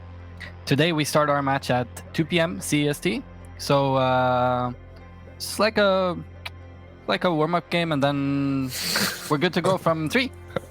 Okay. We get to 3 o'clock, and then Fnatic actually start playing. We're online. Yeah, I mean, look, you certainly. I think there was a little bit of a change though, because obviously Pride on Lucian and Matty on Karthus. You know, these are things that we haven't seen much of throughout the season. With the Pride Lucian pick, was this a specific plan for you to try and exploit the XL weak top side? Is that something that you were going for with the Lucian pick? We draft way more for ourselves and for our strengths, more so than caring about the enemy team. We are looking forward to EUM, and our goal has been EUM the entire time. XL doesn't matter if it's XL or Riddle or like Nordavind or whoever is in front of us. We're going to draft what we're comfortable with and what we do good with, and utilizing our own strengths. If that plays into weaknesses on the enemy team, then we're obviously happy for that, but it's not like us drafting to abuse Sendo. I think he sort of allowed himself to be abused, honestly. Sure, I guess, you know, he didn't pick up matchups that were particularly great into the Lucian, as we saw, you know, in both of those games. And obviously, this is just you continuing to be XL in the best of series. But let's talk about European Masters now, because that is something that you will now have to think about. You are there, you're guaranteed at least a play-in spot, although we expect with the performance that you've had this season, you're definitely favorites to take the main group stage spot. What are you doing as a team in the following weeks to prepare for European Masters? What is it now? Because you said to me, we're not bothered, we're not thinking about it, it's not on the cards right now, we're going to focus on the NLC. Let's say after the finals, where does the team start to look? What are you looking, which regions are you looking towards? Are you scouting, or are you just upping the scrim practice? What are the plans for European Masters?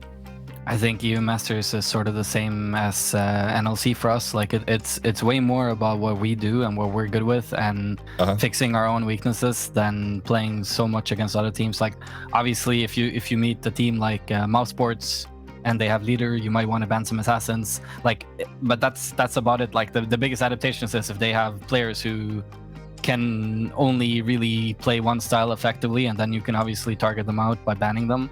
But outside of that, we're centered on ourselves, we're focused on ourselves, and we want to be the best version of the team that we can be.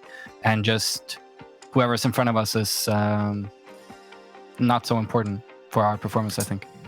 Yeah, so Fnatic's growth style is primarily driving your own strengths and driving your own growth rather than worrying about those around you, and that definitely seems to have worked out so far, Nico. Quite clearly, you're on a good path. We'll see you in the best of 5 finals tomorrow. Who, regardless of who you face, I do think you obviously come in as favorites, and I'm very much looking forward to it. It's going to be interesting. I think XL's main team, they didn't make playoffs, right? So it would be funny if the academy team didn't make EU Masters as well. Funny. That's brutal, mate. Brutal. I'm gonna leave it on. I'm gonna leave it on that. Yeah, let's leave it on. I'll let you go. Enjoy your time off for the rest of the day. We'll see you tomorrow. Yeah, we'll see you tomorrow.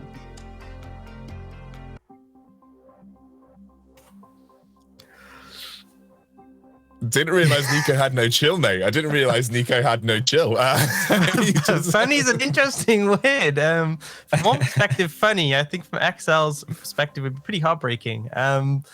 Yeah, no chill. And I think that's sort of testament to the rivalry between these two orgs consistently, that, again, Fnatic have always had the upper hand. Every single time, they have not dropped a single series to XL in the 2 years now. After the end of the season, it'll be 2 full years we've had them in the UKLC or NLC. It's always been Fnatic on top.